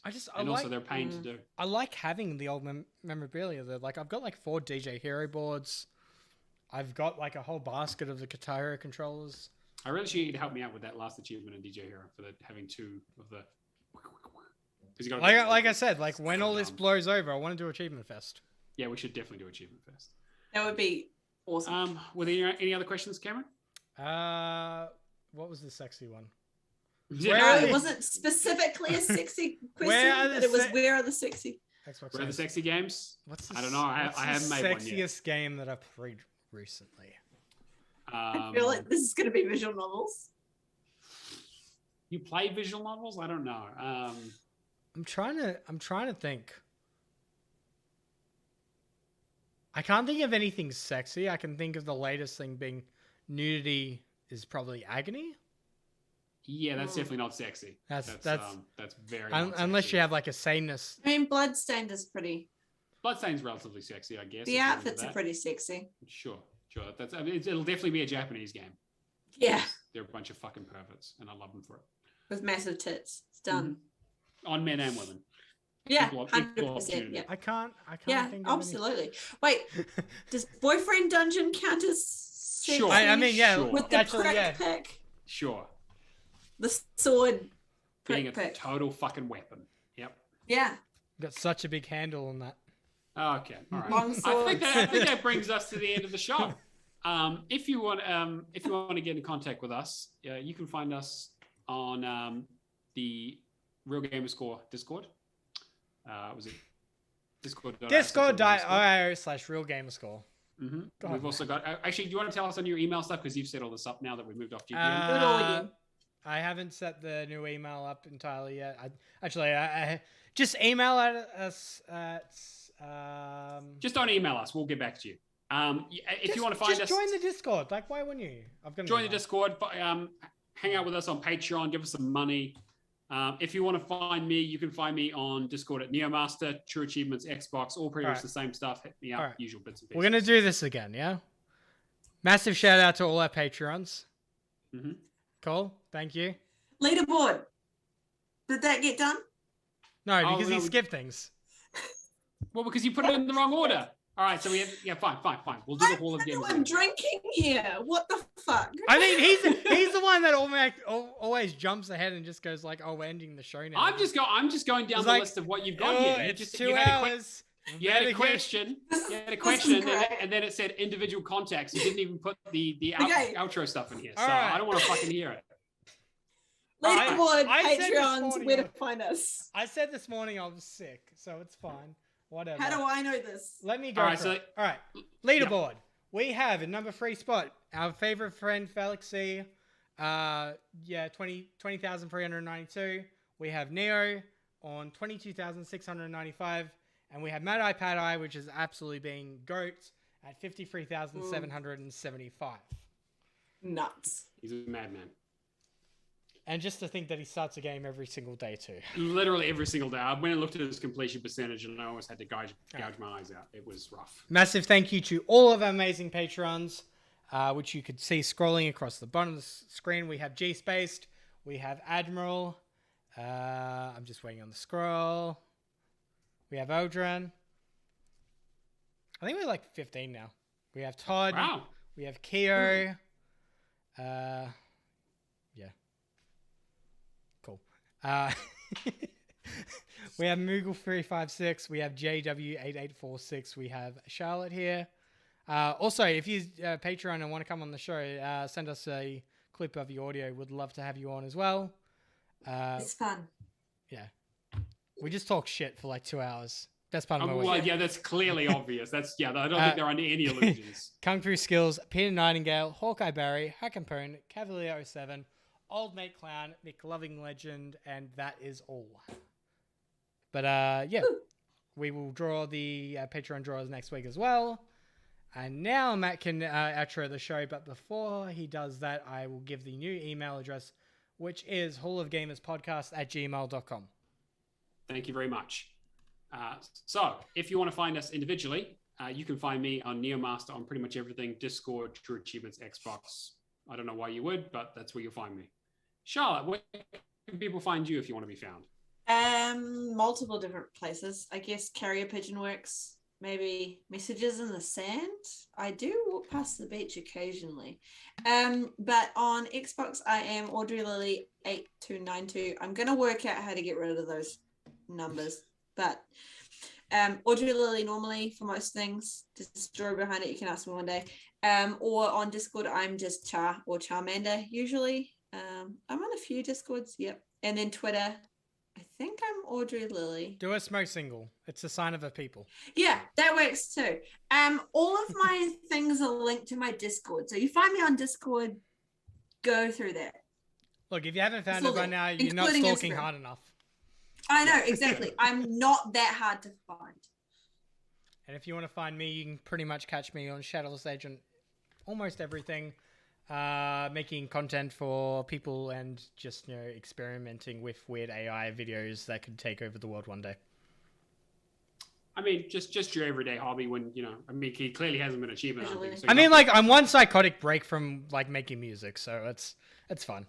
Look, if you're going to be a mad scientist, at least I hope that it's live streamed, okay? That's really we just make some content. You still have to do the achievement pop noise as a song.